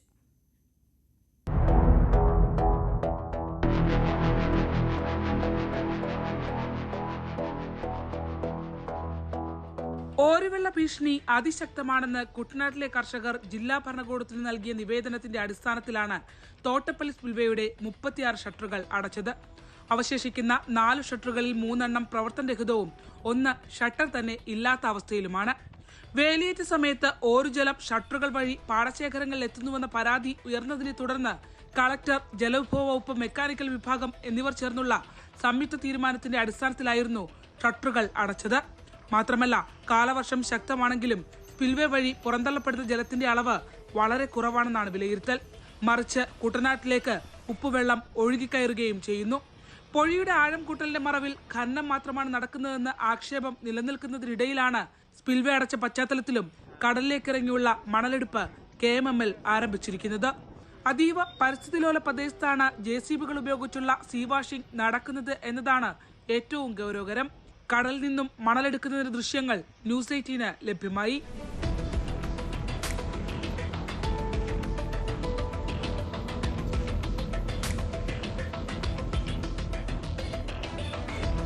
കുട്ടനാട്ടിലെ ജനങ്ങളെ രക്ഷിക്കാനാണെന്ന് പറഞ്ഞ് ഇവിടെ കുടിയേറിയ IREL, KMML കമ്പനികൾ ഇവിടെ ഈ പൊഴിമുഖത്ത് നിന്നും കടലിൽ ഇറങ്ങി, ഇപ്പം ചാകര ആയതുകൊണ്ട് കടലിൽ ഇറങ്ങി സീ വാഷിംഗ് നടത്തുകയാണ്. അവര് ക്രമാതീതമായി മണൽ വാരുകയാണ്. നമ്മുടെ തീരം പാനൂർക്കര, തൃക്കുന്നപ്പുഴ, അതുപോലെ തന്നെ ആറാട്ടുപുഴ പഞ്ചായത്ത്, പുറക്കാട് പഞ്ചായത്തിന്റെ തീരമേഖല, പുന്നപ്പുറ, അമ്പലപ്പുഴ പഞ്ചായത്തിന്റെ തീരമേഖല അപ്പാടെ തകർന്നു. ഒരു പാരിസ്ഥിതിക ആഘാത പഠനവും നടത്താതെ ഒരു പ്രദേശത്ത് JCBയും കൊണ്ടുവന്ന് ലോറിയും കൊണ്ടുവന്ന് മണൽ ലോകത്ത് എവിടെയെങ്കിലും എടുക്കുന്നുണ്ടെങ്കിൽ അത് ഈ തോട്ടപ്പള്ളിയിൽ നിന്നാണ്. കഴിഞ്ഞ വർഷം മണലെടുപ്പ് വർദ്ധിച്ചതിനെ തുടർന്ന് കുട്ടനാട്ടിൽ ഉപ്പുജലം കയറി വ്യാപക കൃഷിനാശം ഉണ്ടായിരുന്നു. തുടർന്ന് മണ്ണെടുത്ത് പൊഴിമുഖം അടക്കേണ്ടതായി വന്നു. കടൽ ഖനനത്തിനെതിരെ പ്രതിഷേധം ഇടതുപക്ഷം ഉയർത്തുമ്പോഴാണ് സീ വാഷിംഗിന് സമാനമായ പ്രവൃത്തി തോട്ടപ്പള്ളിയിൽ നടക്കുന്നത്. ഇതൊരു വലിയ ദുരന്തമാണ്. ഈ ദുരന്തം ആലപ്പുഴയെ മാത്രമല്ല നമ്മുടെ സമീപ ജില്ലകൾക്ക് കൂടെ ക്ഷത ഉണ്ടാക്കുന്ന തരത്തിലാണ് നടക്കുന്നത്. ഇവിടുന്ന് കൊണ്ടുപോകുന്ന കരിമണലിന് കണക്കില്ല. എങ്ങോട്ട് കൊണ്ടുപോകുന്നു എന്ന് ആർക്കും അറിയത്തില്ല.